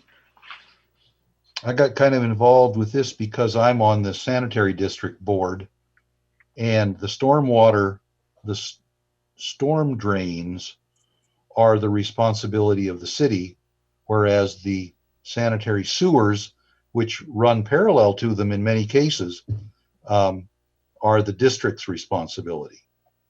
But both wind up reporting back through the Los Angeles Regional Water Quality Control Board, because the sewer district, for example, has restrictions on pollutants in the output of the treatment facility. And those come from the Regional Water Quality Control Board. All right. Basically, you have to be able to drink the water that comes out of the treatment facility. You first, Steve. Yes. Chairman Quillisi.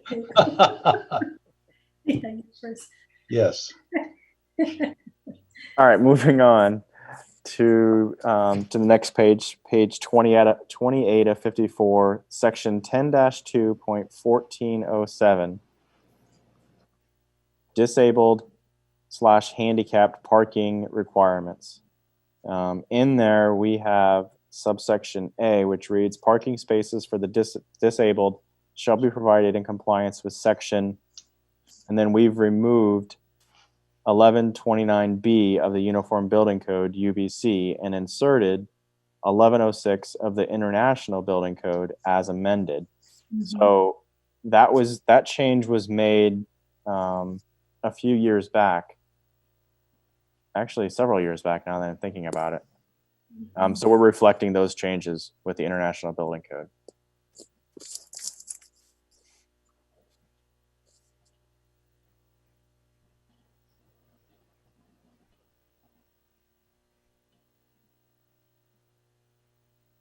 And then here we have as amended at the end, which is consistent with how we've been talking throughout. No, so time to time, yeah. Yep. Great. Yep. So moving on to page 29 of 54. If there's no other questions. Section 10. This is a duplicate, though. Just a duplicate.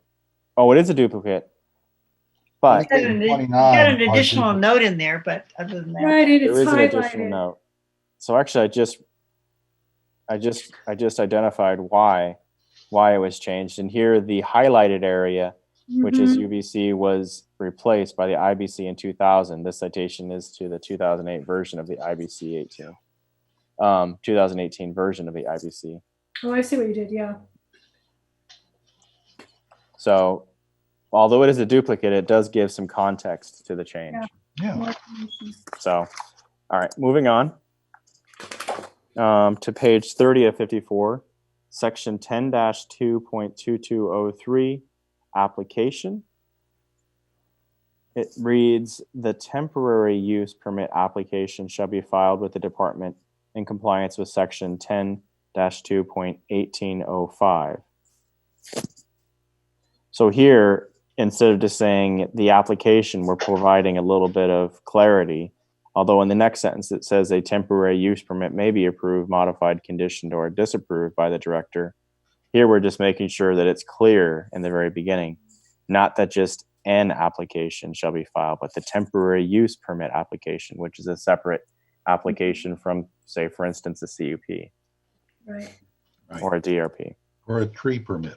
Or a tree permit, exactly. All right. Moving on, page 31 of 54, section 10-2.2301, purpose of article. And this is Article 23, planned development permits.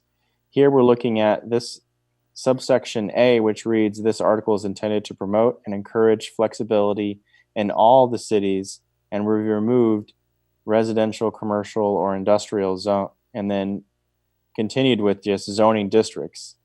So here we're saying all the cities' zoning districts related to property development, design, and open space areas, while protecting the public convenience, health, integrity, interest, safety, welfare, and character of the city, and ensuring consistency with the actions, goals, objectives, and policies of the general plan and any applicable.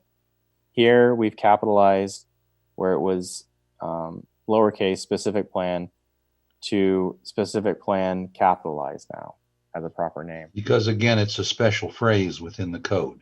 Yep. I guess on the first one, because it said residential, commercial, and or industrial, it left out residential, VMU, BP, and PL. Yeah, the strange thing is it's referring to zoning districts, but then you're right, it leaves out maybe mixed use. I mean, that's Yeah. it's leaving out, I don't think on purpose, but here in all cities zoning districts. So I think that clarifies that point. Any questions on this page? No. All right. Moving on to page 32 of 54, which is section 10-2.1713, formula business establishments. I have no changes on the first page, which is 32 of 54. We've got some more of those, but not limited to. Did you see that? In D4 and D7 for sure. Oh, that's on. So you've skipped over to page 33 of 54. Page 33, yes. You've already marked those, right? No. I just marked them now. Yeah, but it's not limited to. Yeah. Betty, I do know that you had them marked. Lucas had them marked for something. It was probably Maybe. stuck in, and now we're taking them back out. Yeah, possibly. So you're talking about D4, right? Mhm. D4 and D7. On page 33. Actually, you know what's interesting is I think it's the comma. We included a comma. Oh, Oh, okay. yes, you did. I could see that. Yeah. Let's not only Yeah, get rid of that comma. Let's get but is not limited to. exactly. Mhm. Okay. Just gonna have to search for that phrase and take it out.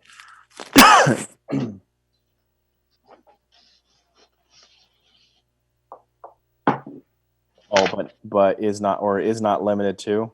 Yeah. Yep. It's a good point. Let me make that note. And 34 through 37 are duplicated. We have already seen those in earlier pages. Right. Oh yes, this was in the very beginning. Yep, I've marked these pages as duplicates.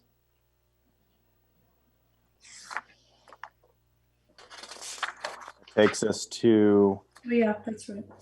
To 38.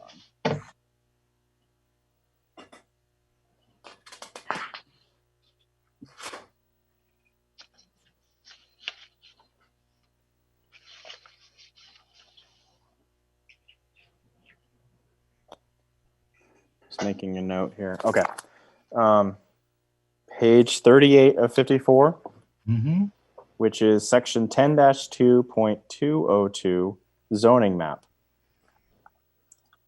It names all the zones. Yeah, so this has all the zones, and General plan use. Yep.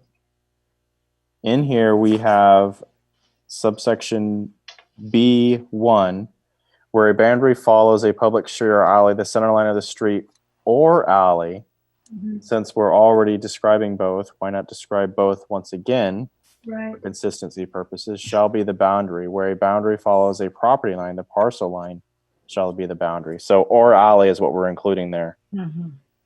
for clarification, so it doesn't look as if we're omitting. Mhm.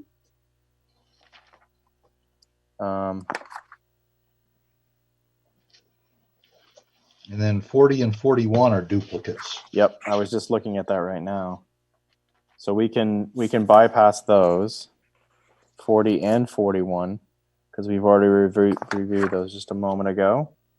Modification. Okay, so moving on to 42 of 54. So section 10-2.2311, modification of planned development permits. And here we're adding in the subsection C Mhm. for appropriate reference. And it reads, an approved plan development permit may be modified in compliance with section 10-2.1805, subsection C. So it was incorrectly referenced. It's been such revised. Incompletely referenced, maybe. Incompletely. There we go. Yeah. Any questions? Sorry, I feel like I'm getting in the weeds in terms of reading some of this stuff. Page 43 of 54, section 10-2.2403, applicability. So in there, we have subsection B5. So this one reads, outdoor dining facilities on city sidewalks and public rights of way. And this is in reference to a definition that was provided in the I can't remember the section, but it's the definitions article 10-2-3602 is the 3602. definition. Thank you. Which correctly references that definition for clarification purposes. Okay. So what we're saying, are we saying if it's outdoor dining on a private patio, is that a regular CUP? According to 10-2-3602 right now, outdoor dining is defined as outdoor dining on city sidewalks and public rights of way. And the code is silent on outdoor dining on private property. Because it's private. Yeah. Well, But we think about the vegan restaurant at Montgomery and that's right. Maquillaha. We did a CUP for them. We did a CUP, yes, and probably by the technical definition that's in the code, it wasn't required. The code is silent on outdoor dining on private property. And either on private property or on city sidewalks or public rights of way, there's no parking requirement attached. I know. Well, that's something we probably want to come back to. Yes. That's a bigger discussion. That's a big policy decision that really is going to need to happen at some point. Right. But I think this might need to be flagged because I just cannot figure out for the life of me why outdoor dining doesn't need a CUP on a private terrace or whatever, such as HIP, but it does. It only needs a minor CUP on the sidewalk where people walk. Yeah. So, now that you're bringing this to the surface, I do remember us talking about this at one point during our the use table discussion when we reorganized. Right, I remember that too. One of the questions I think Commissioner Powers actually brought to the table was looking at some other cities that have these standards currently in place for outdoor dining and what those standards are and the process for that. I will have to admit I have done some research, but it's not conclusive at this point for me to share with the full commission. Well, it just it just seems like there's some real serious inconsistencies here that again, to flag it, and if we're not talking about it now, We need to, yeah. I think at some point we need to. Yeah, 2403B says the following things may be allowable with an MCUP. Mhm. So it's looking for consistency here, but if it is the will of the commission to pull back the reins on this and to take a closer look at, and maybe even look at each instance where we're looking at outdoor dining as it pertains to a CUP or an MCUP, and then the parking that applies to that, and then even pulling in other cities that have handled this and what the outcomes have been for those in terms of examples. That may be a discussion that we just have solely based on outdoor dining. That's just a discussion we have one night where we just focus primarily on that, because it is a bigger beast. I do agree. This is just looking for consistency with the code as it currently exists. I understand. Right. I'm even wondering if we brought up hip vegan as an example. If the outdoor dining is on the street, for instance, that happens to be on a corner, well, we have regulations about sight lines, required landscaping, et cetera. And those kind of may play in more on a street or frontage outdoor dining on private property as opposed to in the back on the private property. Depending how close. Yeah, I remember when we did 214 West Aliso, you had to go back 25 feet along each street and cut off that triangle, and there was a restriction on height there. Right. And that might apply to dining, because if you put a table in that space, the people sitting at the table would be farther than 3 feet from the grade. Right. And it's also, if there's a buffer or not, and the height, and if you're blocking the view, that's part of it. I mean, there's some different components. So I agree. It's something that we probably should go back and look at. I must say that I'm in favor of outdoor dining. But I am too, but I just... the intricacies involved in, and the, just being consistent. Right. And having the understanding so that it makes sense, and we're targeting everything that needs to be targeted. Well, and noise and if it's the sense of the commission that outdoor dining should include outdoor dining on private property, then we could undo this, but we have to go change the definition of outdoor dining in 10.2.3602. Right. And maybe it's just on the frontage if it's facing the street. I don't know, but that's something we may want to look at. Okay. Right. And a lot of it has to do with, too, I know, we want our downtown to be very welcoming and neighborly and friendly. So there's an interface between the commercial building and the public right of way. So that plays into it also.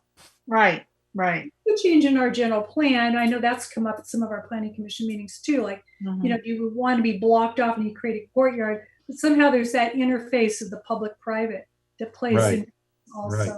Well, so on page 43, is it the sense of the commission that we want to leave that phrase in there? Or do we want to take that phrase, that added phrase out and talk about a change in 3602 in the definition of outdoor dining? I'm wondering if we want to look at the definition. I think, yeah. We may separate frontage from the back. I don't know, but it's something that we may want to consider.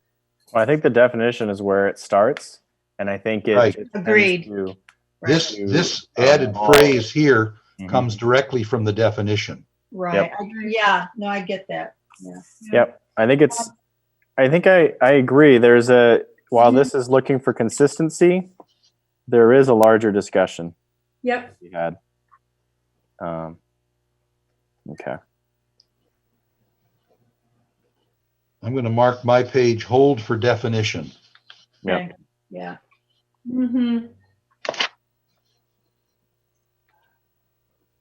Okay. All right. moving on to page 44 of 54. Here, there's a note. Hold on. Oh yeah, here we go back to the chapter 6 now of the growth management plan.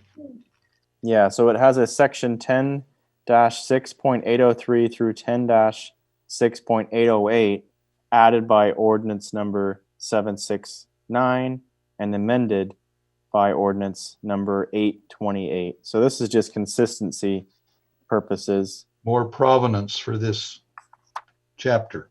Yep. And then above that is the 10-6.101. The one was left out. And I note in the note there, well, first of all, the title of the chapter is Residential Growth Management Plan. We should probably say that residential in the first line of the note, since that's the title of chapter 6. So you're saying residential growth management plan, right? As Right. opposed to just growth, right? After chapter 6, comma. After Correct. 6 comma, yeah. Yeah.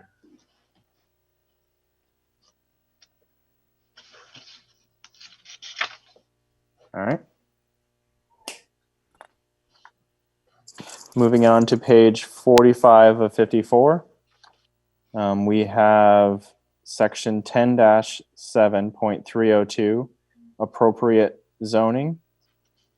And then the change there Looks like a is typo, yeah. getting rid of X and replacing it with R. True errata there. If you could just, I would like to just flag this for a general plan policy discussion, because allowing conversions of residential structures that would mean like possibly apartments or condos to timeshare means that we're losing our housing stock, basically. Mm-hmm. Mm-hmm. And I do think that this is something that is very appropriate to talk about when we get into the general plan. Okay. Note that farther down it says it would be appropriate only in C1 and CR. I don't remember CR as a zone. Yeah, that's And a IR3, which is basically the inn. Mhm. And on the zoning map, I don't see CR. I don't either. Is it in the? What if it's referring to like commercial residential, like village mixed use, and it's like an old term that way could be. before village mixed use? Yeah. Yeah. Well, it would make sense. It hasn't been updated Possibly. since 1991. Yeah, so maybe we should look at that and see if that's. Substitute VMU for CR. But let's verify if that in fact is what they Yeah. were referring to. Yeah, we'll take a closer look.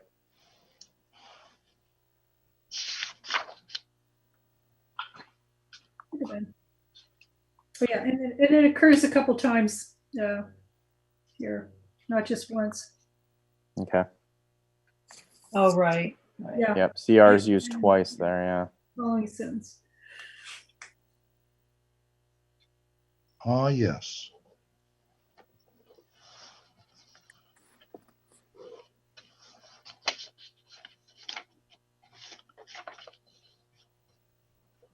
All right.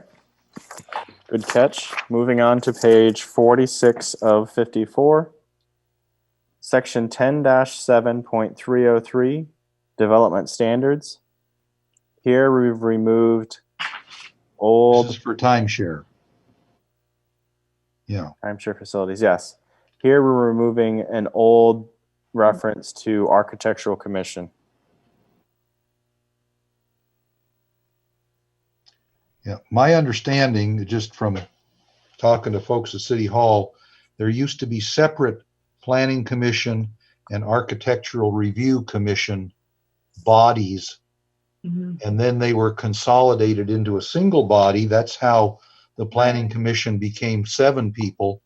And I guess this Planning/Architectural Commission must have been some kind of interim name. Do you recall any of that, Kathy Nolan?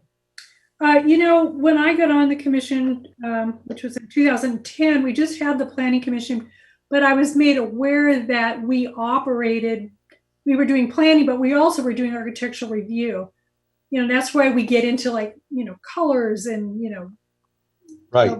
building facades, what they look like, et cetera, et cetera. Yeah. And I know it's common a lot of places where I have to get permits, other communities, jurisdictions, they have a planning commission, and I have to go through the Board of Architectural Review. Or the Like BA. Santa Barbara. Yeah, definitely like in Santa Barbara County, city of Santa Barbara. Solving, a lot of those communities have that body. I will say that when I first got on the commission, we didn't, I was informed that we operated that way, but the name was just the Planning Commission. And when we had one of our planners, I don't know, maybe that was 6-7 years ago, we actually he asked if we could form a subcommittee of the Planning Commission, and we actually operated as a 2-person BAR. We had an architect from the Planning Commission and a landscape architect or contractor from the Planning Commission. And when certain projects, especially commercial projects, came through, we oftentimes met with our planner or community development director and the applicant, where there was, questions came up or there were issues or whatever. We'd go out on the site with a separate meeting and meet the applicant. Oh, okay. We did that for quite a few years, and then the director changed, and then they stopped doing that.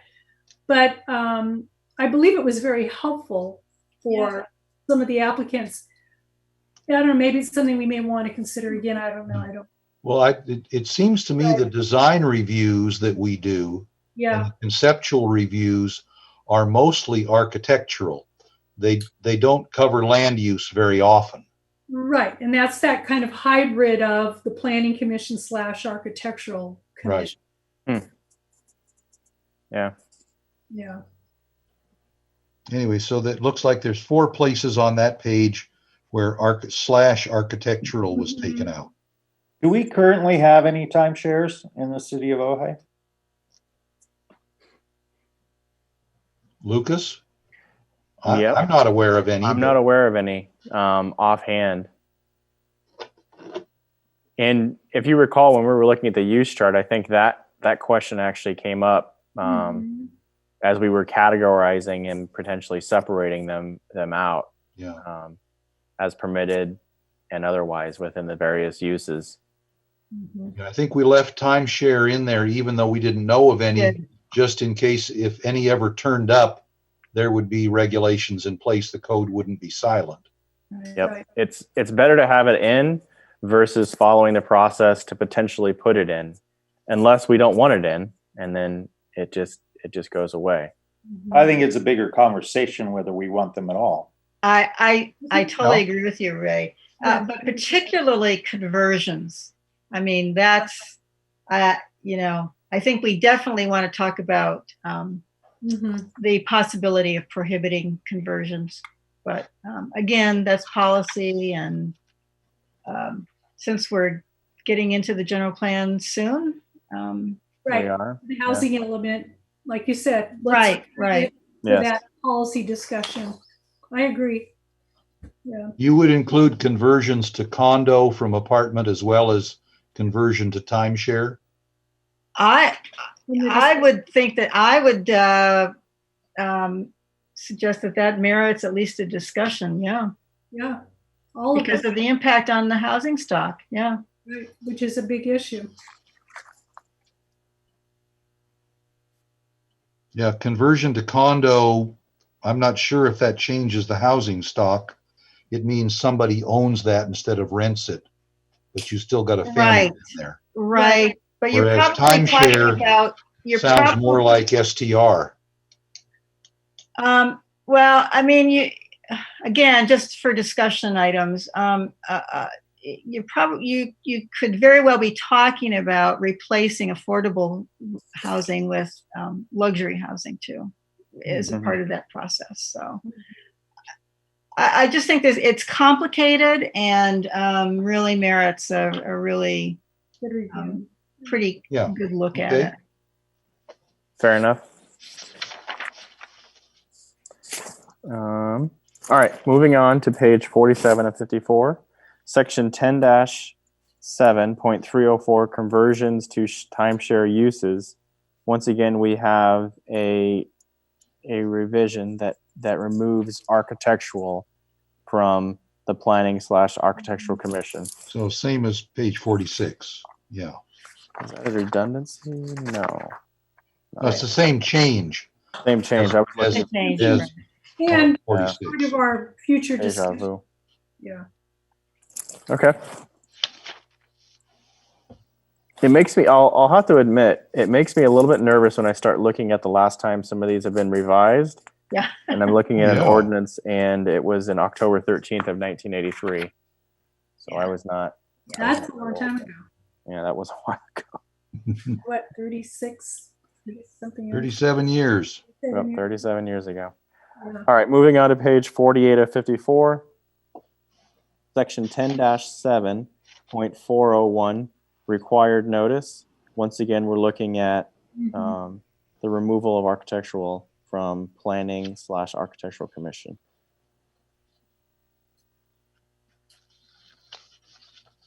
All right.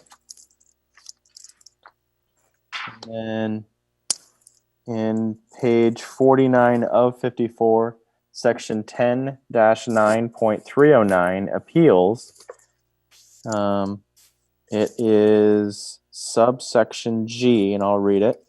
Only a party who files a valid protest may file a judicial action to attack, review, set aside, void, or, and then it says annual, that's been strucken, and annul a decision on the calculation of an impact fee or the applicability and calculation of a refund.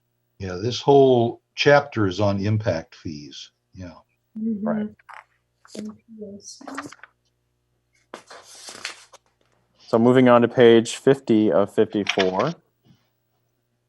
Section 10-13.01, establishment purposes or purpose and use of in lieu parking fee or parking facilities fee. And in here we have subsection A, which has struck out section 10-2.2006 of chapter 2, article 20, and has inserted section 10-2.1405 in table 3-5 of chapter 2, article 14. Although I would say we may want to revise that last portion to say Title 10 in there. Yeah. Right. Yep.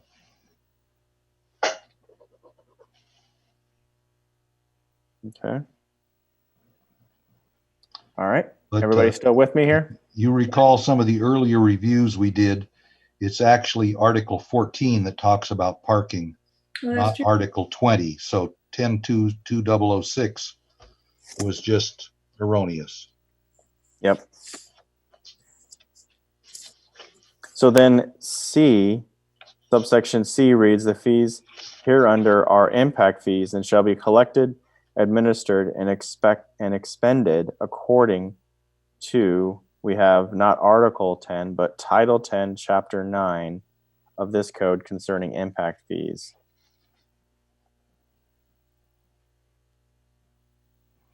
I'm wondering if we need any of the words after Title 10, Chapter 9. Oh, yeah. Why? Yeah, like we're consistently. Kind of redundant. Right. Now, I will have to admit, under subsection A, at the end where it finishes Article 14, and it says of this title, Yes, we can take out of this title. If we're going to be consistent about putting title, chapter, article, or alternatively a specific section, that's kind of the format we've been talking about tonight. Mm-hmm. Yeah, I would remove of this title of subsection A and then Insert Title 10 before Chapter 2. Yep. Okay. And then remove of this code concerning impact fees. Yeah. Right. Okay. All right. Moving on to section 10-13.01, .02 definitions. And then it starts out, for the purposes of this and its chapter, Because the section as is opposed to 1302. section. Yeah. If we were to only identify it as a section, then we are omitting the rest of the chapter. So it's important that we have that clarified as a chapter. And then the same revision is shown here as we had seen previously, which for subsection C, it's new development means any non-residential development, redevelopment, rehabilitation, or conversion of other development project or other development project which results in the requirement that off-street parking spaces be provided pursuant to, and then we removed the section with the Article 20 and inserted the section for Article 14. And table 3.5. It's the same change as on the previous page. Mhm. Correct. Taking out of this title and putting title 10 in. Twice. And then we should remove of this title again. Right. Right. Twice. Right, twice. Mhm. Okay. Interestingly, the subsection D, the study refers to a document commissioned by the city prepared by Kaku. Is that still around? A parking analysis for downtown Ojai? Kathy Nolan, is that the one that's referred to whenever we've talked about parking in the past? You know, I was running the same thing, and That's almost 30 years old. Yeah, 1991. That was way before Ojai got really popular. Yeah, parking is another one of those things we need to flag with the general plan. Yeah. It's such a huge topic, and Yeah. Sure. I'm just wondering, was there a subsequent parking study that we should reference instead of that one? There was a subsequent one, yes. oh, Sherry's got it. Yeah. So we should substitute, or we should add, substitute or add another. I would say we add. Reference both. Yeah. Yeah. Yeah. Yeah. For the time being. Yeah. Okay.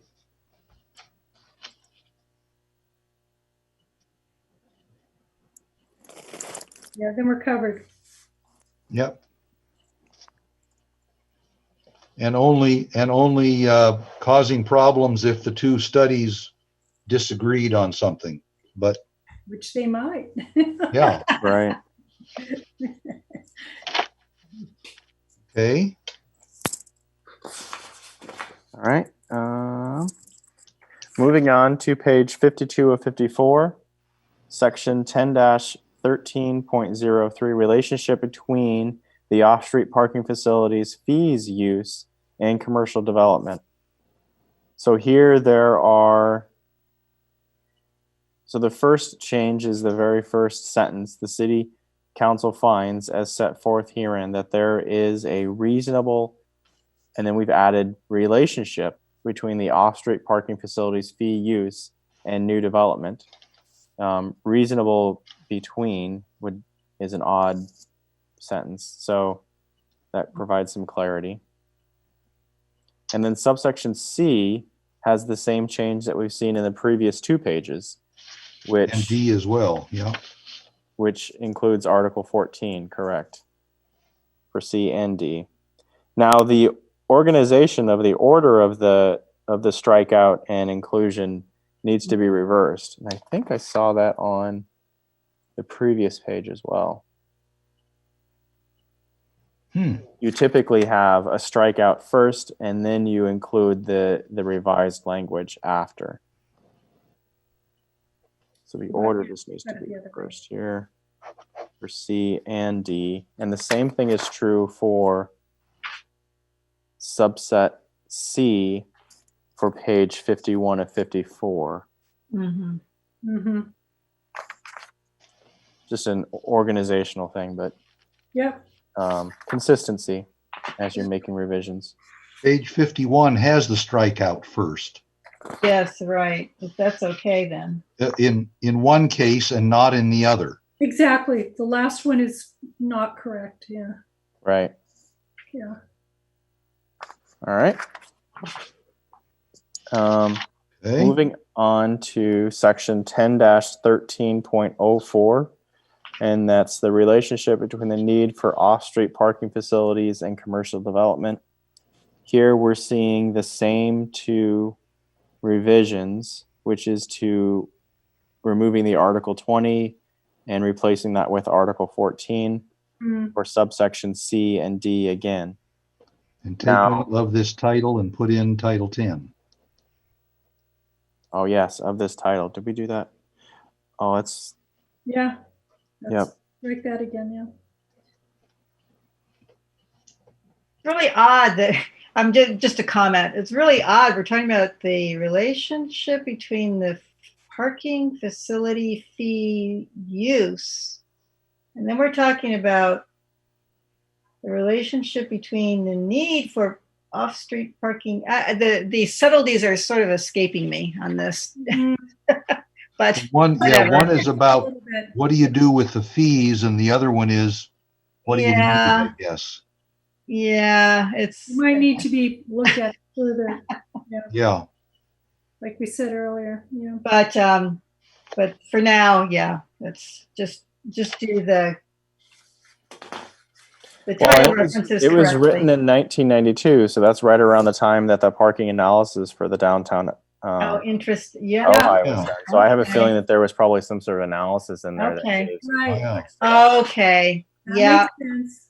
that I would make read it sense. myself, but that's just my Yeah, preliminary conclusion. Okay, and then the organization of, so for page 53 of 54, having the strikeout first and then the underline Yeah. for the proposed new language. So it's just a point of order. Yep. Okay. All right. Now, let's just go back to 52 of 54, subsection D. I see at the end, we need to remove of this title as well. Right. So strike Yes. out that. yes. Which one? Page 52? Yeah, 52 of Oh, 54. Oh, 52D. Yes. Yes. Did 52. you already include that? I can't remember if you. I marked it on my copy. I noticed it was deleted in subsection C But not in D. and not in subsection D. Yep. Yeah. Okay. The same thing is true for subsection D for 53 or 54, but I think we caught that, correct? Yes. Or C. And C as well, yes. Right. Oh, yeah. You've already got C though. And then the last line of 1306 needs Title 10 inserted and of this title taken out. Where are you at, Steve? Which one? The last line of page 54. Yep, he's moved 54. on to Yeah. 54. Same change. Yep, Yeah. Got it. got it. All right, Wonderful. so that is 54 of 54. Yeah. Thank you for having the endurance to go through all of this. Well, you did you two did the tough part and went through it the first Yeah, time. you guys did the work. Thank you. Yeah, Lucas. Yeah. Lucas is a wonderful set of eyes on this because he not only is detail oriented, but he's done this kind of thing before. Yeah, I've been down this road, and I would say each time I've gone down this road, it's provided a different context, and I'm appreciating this. This is what I love to do. So when we come back, do you think we can? Now that we finished reviewing the pages in tab 3, can we have a vote whether or not to schedule a public hearing on these and potentially additional these with the corrections that we've talked about tonight, plus potentially additional sections that you and I, Lucas, may decide to recommend between now and July 1st. Yep. So the vote is really, should we have a public hearing on these changes so that we could Comment. recommend forwarding them or not forwarding them to the city council? Now, I would ask that, in clarification purposes, that we schedule it for the next available planning commission meeting where we have the ability to do a publicly noticed meeting, meaning that we can provide notification in the paper. And I believe today would be, and Sherry, help me out here, I believe today is would have been the last day for us to schedule it for. Noticing for July 1st? That's Look right. at the agenda. That's correct. In fact, the earliest if we we can do it if would be we the flip 15th. over to tab 4, tentative agenda for July 1st, it says notices due by 6:15. That was Monday. Yeah, today's the 17th. Well, So, they'll usually let us fudge it a little bit. That's why we okay. put the worst case scenario, what they really want us to do. Right. But Okay, we've so already missed it. perhaps the appropriate motion here might be to review these and potentially additional sections as part of a text amendment for the July 15th meeting. And we would do that instead of Title 10 cleanup, or that would be it. The public presentation. Yeah, so we could, there's nothing that says that we couldn't have a public hearing for these items and then also have a separate discussion on others. Right. Yeah, so we That could would be still under have a discussion cleanup discussion on the 1st, but the public hearing would have to be on the 15th. Right. That would make sense. Because there may be more to add to. Right. And we don't have to list all of the paragraphs in the notice. We do have to put them in the packet for the 15th. But I guess we could still be adding things on the 1st for the packet for the 15th. Is that right, Lucas? Yes. It's important that we include those items in the packet when it does go out. Right. The notice can provide some vagueness to it, but we do need to be consistent when we do send it forward for public hearing to the Planning Commission. Yeah. Okay. Just a question. So for the public hearing, it would just be in regards to the recommendations we've made, or the ones we may add more next week. We may add more next time. Yeah. Next time. But it's not going to be like, for instance, we said, oh, let's flag the ones about housing. Let's flag maybe the parking. In other words, that won't come into the discussion. No, we're really trying to get the simple text amendments done. Yeah. Okay. And then when we get to the more substantive stuff, we should give it the more time that it deserves. Yes. Right.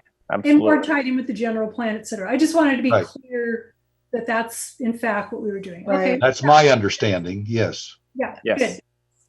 That's correct. Got it. And maybe when we do review it with the public hearing and we make a recommendation to council, we could, whatever staff report that is, that it would be nice to just kind of give a heads up. Right. You know, as a part of our discussions, we're finding that there are some larger issues that really need to be followed up with, and kind of. That we'll take up as single topics for public hearing at a later date. Yep. Mhm. Yeah. I think that's good. All right. So perhaps a motion to consider these and potentially additional changes as text amendments in a public hearing on July 15th. So moved. Okay. We have a second on that. I'll second the motion. Great. Okay, Sherry, Quillisi, Yes. Nolan, Yes. Lottis, Yes. Powers. Yes. All right, terrific. Let's move on to tab 4, tentative agenda. And so I guess we still don't have any public hearing items for July 1st, and the noticing is passed now. Even if you fudged a couple of days, Sherry, we're still gone. But we can still talk about Title 10 cleanup as a discussion item. And then we can do Title 10 cleanup as a public hearing item on the 15th. Do you Yes. know of anything else that might come up by the 15th, Lucas? I mean, there is the possibility of the 1201 San Ramon Way, which is the two-story. It's a new two-story single-family residential structure. It is including an ADU, but the ADU wouldn't be up for discussion by the commission. Yeah, It would just be the ADUs are by right. So, Right. although I would note this ADU is a newly built ADU. It's a new construction. New construction. Okay. Yeah, so that's going to carry the sewer district connection or capacity charge, that infamous $16,000. Whereas a conversion or a second unit compliance program, which is essentially a conversion from illegal to legal non-conforming, those do not. Right. And that's written in the state code. Right.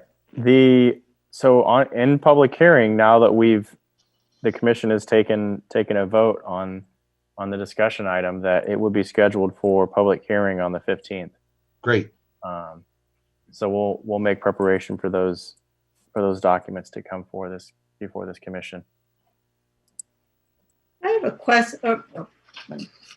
Yes, ma'am. I have a question, and it's procedure. How does an item get added to the Planning Commission agenda? Because I did look at the commissioner and what's it called? Commission board and commission handbook. And where it talks about adding an item to agenda, it only really references council.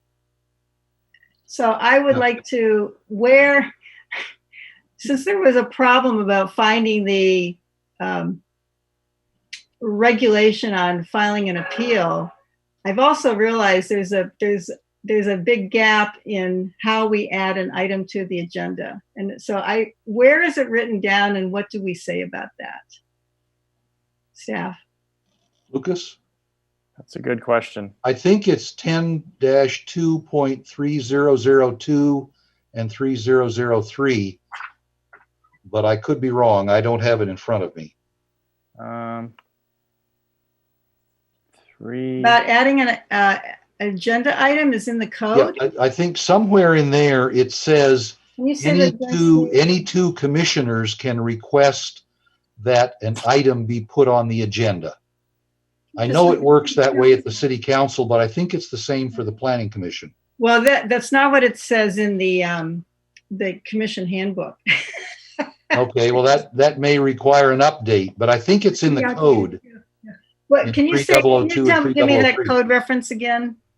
10-2.3002 and 3003. I think it's somewhere in there. Okay. Thank you. So within I'm looking at those sections right now, and that talks about appeal of an action versus, I think, Commissioner Lottis, you're talking about actually adding an item to the agenda for discussion. Right. That's my first. Yeah, because I've realized there's some there's gaps in my information. Let me put it that way.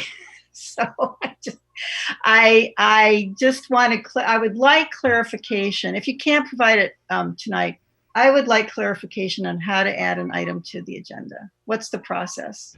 Okay. I think it's the same as for city council, and evidently the sections I quoted are the wrong ones. Yeah, it's appeal of action, which you're correct in terms of that item being brought up, but it's not. I think, and correct me if I'm wrong here, Commissioner Lottis, you're talking about actually adding an item that hadn't been discussed that you're wanting to have discussed on. Well, even when it was discussed, how is an item added to the agenda?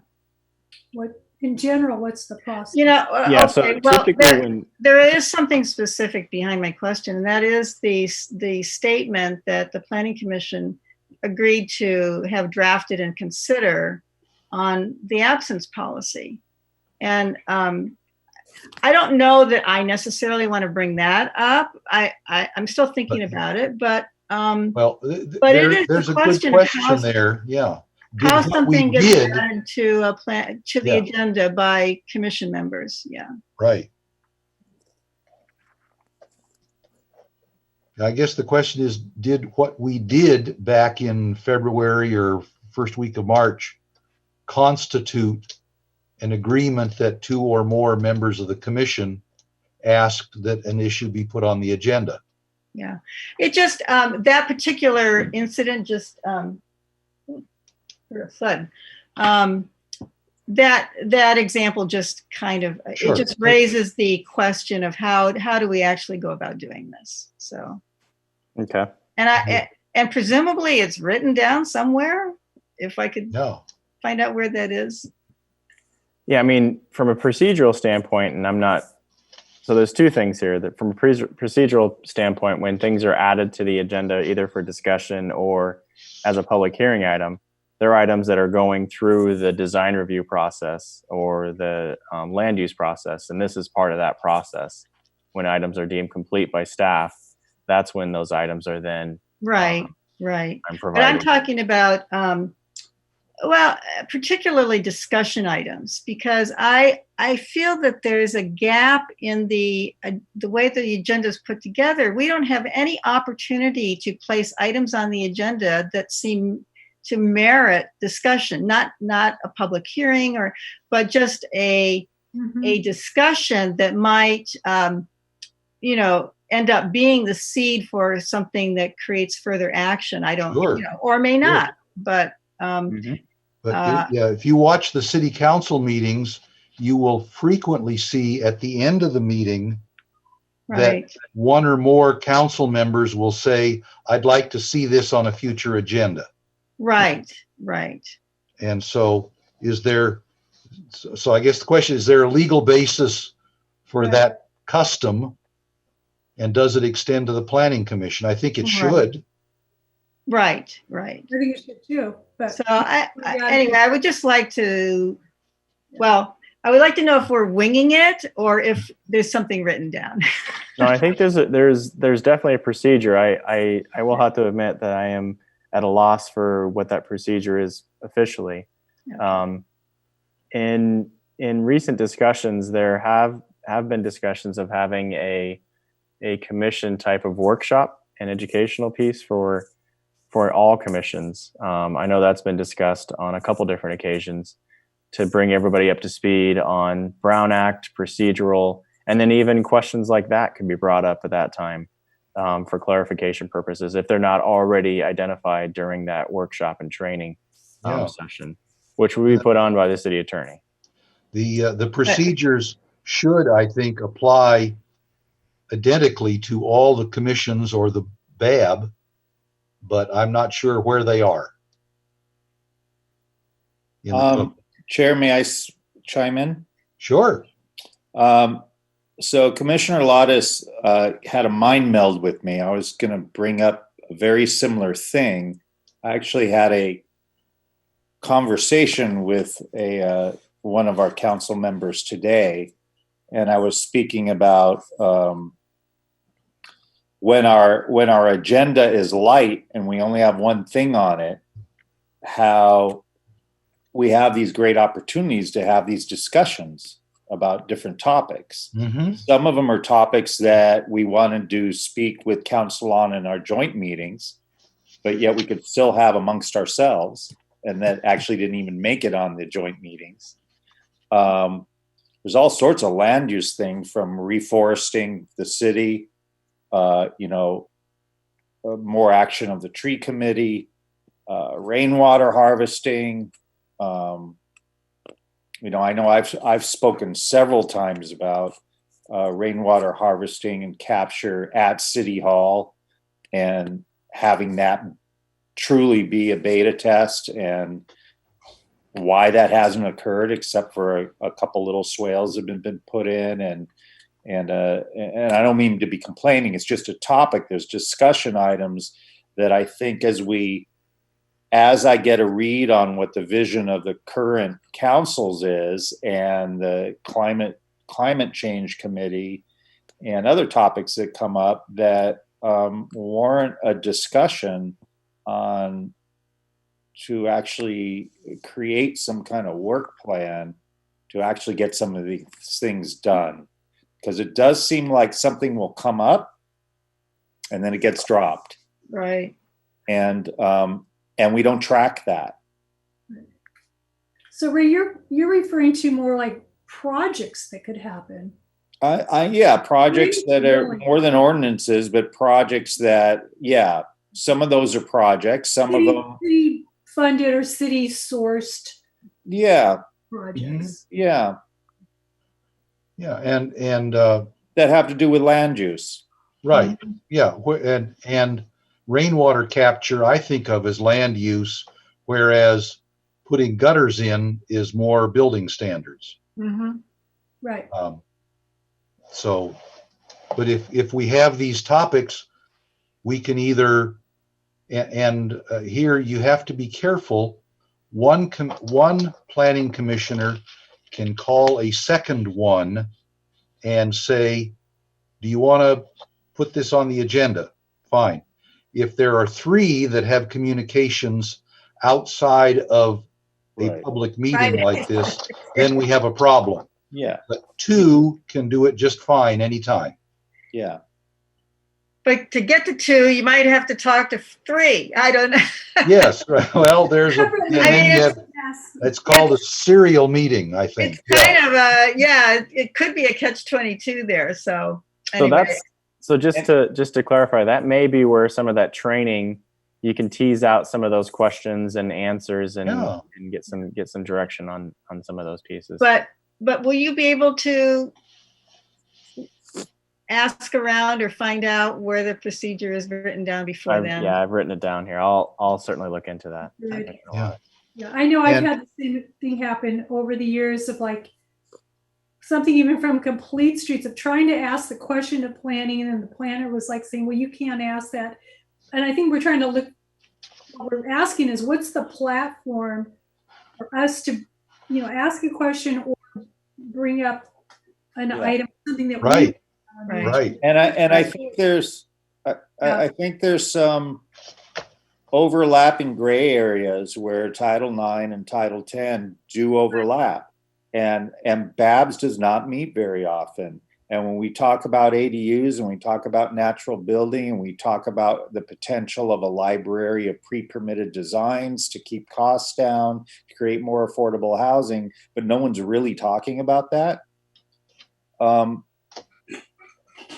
We need to look at why this such a division of Title IX and Title X, and that BABS isn't talking about it. And they're, as far as I know, and they don't meet very often. So it needs to be discussed. Well, I do know that I've talked with a couple of the BABS members, and Steve, you can chime in on this too, having been a member, that they are open if we have some ideas that something might apply to Title IX, that we certainly could, once again, maybe ask our staff, what's the procedure for us to put some ideas together and then send them over. And likewise, they could do the same for us. Right. In fact, I think the more of a relationship there of our commissions including like Public Works and the Planning Department. They're so Right. equal, but they're always considered separate. I think we're better if there is an avenue for us to somehow communicate. I mean, we don't want to take up a lot of staff time. We don't want to, overdo something, but at the same time, there are connections and overlap that I think are really important. And along that line, with an overlap, when the BAB last year went forth with a bunch of text amendments like we've been talking about tonight, Right. they also included several articles, if not chapters, of Title IX that they recommended be moved to Title X. That's right. Now, the City Council approved all the little nitty-gritty text amendment pieces, but to my knowledge, and Lucas, maybe you could check on this, I don't believe the City Council ever approved moving entire articles or chapters from Title IX to Title X. If they did, then we need to do more work like we've done tonight to look through things that are legacy in Title IX. Right. They may emerge. They may have. Right. Because in the past, when I was first on the commission, we went through the building code. I did it a couple of times. Sure, because the Planning Commission did everything. Yeah. We did both, in addition to the architectural review. Yeah. So it seems what Commissioner Lottis and myself are aligned with really is this: how do we get discussion items on the agenda? Right. And what I'm adding to that is, how can we be more efficient with our time if we're coming together for meetings and there's a singular agenda item, to be more efficient with that time and have some poignant conversations about important topics. Sure. So that just to briefly answer a portion of your question, Commissioner Powers, and probably in relationship to a couple other commissioners as well. Brown Act prohibits us from taking action and discussing items that are not on the agenda. However, we can certainly discuss and potentially even expand on items that are on the agenda. So for instance, Title 10, there's lots of information within Title 10. And the discussions that we were having within the context of that agenda item were well within the parameters of what we were talking about tonight. They didn't go outside of any of those parameters. So that would probably be an example of what we're talking about. These items need to be on the agenda for us to have those discussions. But they may need to come back to the agenda as a public hearing item if it's something that the commission needs to vote on a recommendation to the City Council about. Correct. In the Like format of what doing we're with the talking about here, absolutely. As a Title 10, Chapter 2, and all the rest of the chapters that we're all also looking at making revisions to, all of those are within the parameter of the Planning Commission, certainly. Oh, good. Yeah, I can think of some things that I've been mulling about for a couple of years. I did want to say that I want to say maybe it was about two and a half years ago, maybe it was 3. Our planning director at the time, we actually did have almost it was a discussion kind of workshop at Planning Commission about things that we thought should be added or could be added to the code. I know we went through the landscape ordinance. We brought, a lot of stuff about rainwater harvesting, fire, landscape, how all of those things play. And I think there continually those regulations, when you look at the county or even at the state, are changing rapidly. So it's almost like something that, I don't know if it's every 2 years or when the need arises, we need to just look at that. And Ray, that might tie into a little bit about what you're saying, but I know like even for landscape, there's some things where I'm just going, oh, there's some things we could change in our standards that would be more up to date to do with like climate change, et cetera, et cetera. I don't need to go into it all now, but All right. I agree that It's a fair point. we would have the opportunity. Well, we have agreed then to take to schedule a public hearing on a series of text amendments, the stuff that Right. we looked at tonight. Yep. But under the general topic of Title 10 cleanup, we could leave that, That's true. leave it as a discussion item on July 1st and take up whatever topics you want to. Oh, that's not a bad idea. Or, you know, we, And then if we come to some conclusion about a right. topic and changes that we think ought to be made, then we would schedule it for a subsequent public hearing, just like we did with this stuff tonight.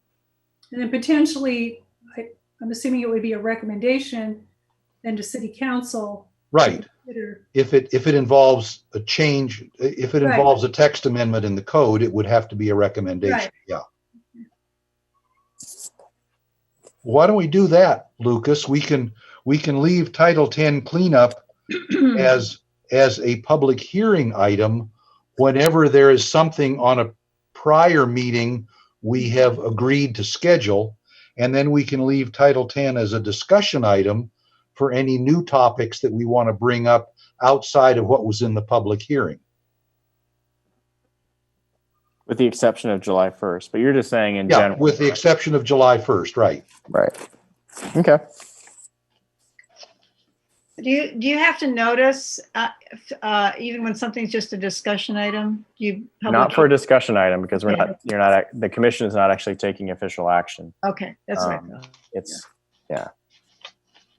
Although the stuff that we did tonight is a discussion item, and there is a very brief administrative report from the staff.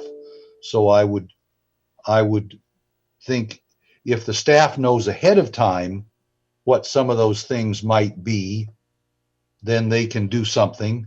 And if not, then we'll talk about it and decide whether we want to schedule it for a public hearing. So and Chair Quillisi, you're correct. So as a public hearing item, the agenda report that you'll be receiving through the staff report will have more detail and be more in sync with the changes that are being proposed. Yeah, okay.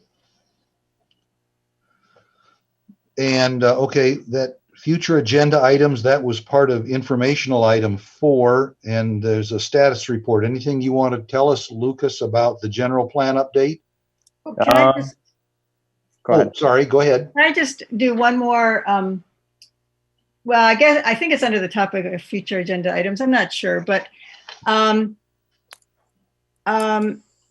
with regard to the director minor CUPs, minor changes, approving minor changes, You're talking about director exemptions? I think I am. I'm talking about changes to an approved project. Maybe that's okay, never mind. That's probably not director exemptions. Changes to an approved project does not sound like director exemptions. No. It talks about the director being able to make change. Oh, wait. I'm sorry. I've got the wrong thing here. Wait a second. Procedures. Oh, changes to an approved project. Okay, so that's not minor director exemptions. That's not establishing Okay. a CUP or Yeah, I minor was looking at CUP. the wrong thing. Both of those require planning commission action, right, Lucas? Correct. Yeah, okay. But changes to them might be done at the. Well, there are exceptions to the procedure, but it's a different, that the director exemption is a different procedure. But noteworthy, it's not minor if it does not, it's not minor if it results in an expansion of use. Yeah, that makes sense. I'm not over that director exemption thing, an appeal. Yeah. But an appeal, you would never appeal a director's exemption about a CUP or an MCUP establishment, because those No, it things would be a can only minor. done by the PC. It's the director exemption. for, no, wait. Now I'm getting, it was a director exemption for a minor CUP. Right. So here's, I've got to, this isn't something that's on the agenda or. I know. We can I've make gotta that a stop and stuff future, that could be a future item too. So it's under Title 10, right? It's under Correct. Title 10 cleanup or understanding. Or understanding, yeah. Yeah. That I'm content to leave it for the future. That's okay. You don't have to go someplace you don't want to go. You're going to get me in trouble. I can't go any further. All right. The last item on the agenda is City Council liaison. I have not detected one this evening. Do any of the commissioners have any additional comments you wish to make before we adjourn? Yes, Ray. Oh, I just want to acknowledge James Hahn, who is behind the city seal, for handling all the tech for us. Thank you, James. Yes, thank you, James. Thank you. Yeah, But doing what Jeremy normally does for us. right. I just have one question though. Yes, Wait. ma'am. Was Lucas going to say anything about the general plan update? I sidetracked you. I'm sorry. Yeah. Okay, is this the okay? So the general plan, we've actually established a bi-weekly meeting with Ramey and Associates and their team, getting up to date and up to speed and providing all the technical documents and reviewing some of the and groundproofing some of the information that we're providing and sharing at this point. At this point, I don't know that I have anything to share officially, but we are working on some things behind the scenes to get up and running here within the next, I would say, probably 2 weeks. Schedule some workshops or public hearings or something, you mean?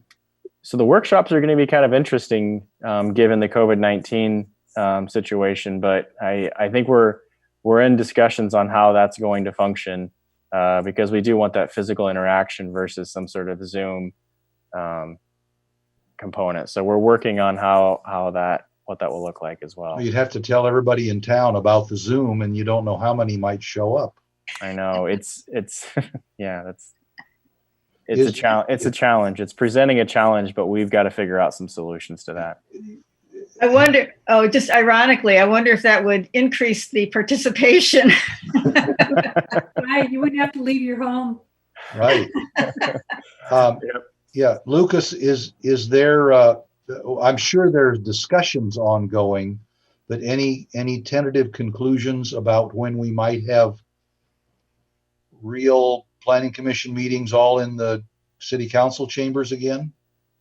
Oh, you're not talking about general plan anymore. You're talking about procedures as it relates to commission actions and some About sort how of we meet, new normal. Yeah. Right. So City Hall is still closed to the public, but open virtually, as you all I think are known and aware of. We're doing now, yeah. I don't know. I don't know that I have an answer for that at this point. Okay. I think there was some glimmering of hope that could happen sometime in the near future, but it's almost as if we're starting to see a round 2 of COVID-19 creeping up, which is concerning and may end up putting us into this format longer than maybe some had anticipated. As we edge our way toward herd immunity. Mm-hmm. Yeah. So that's probably the best answer I can give to you at this point, because it's just so uncertain at this point. Sure. I mean, as things continue to evolve and change. Well, we'll hope that things break soon, but I think what we've done tonight has worked pretty well. I agree. Just doesn't allow for a whole lot of public participation. But yeah, I think that's part of the frustrating thing. Theoretically possible, but practically pretty rare. Okay. Yeah. Anything else from any commissioner? Great. Then I'll declare the meeting adjourned at 9:09 p.m. And thank you all again for your diligence and willingness to get down in the weeds with all this, and for the July 15th meeting, we will have corrections to the stuff that was discussed tonight and possibly some additional sections as well to consider.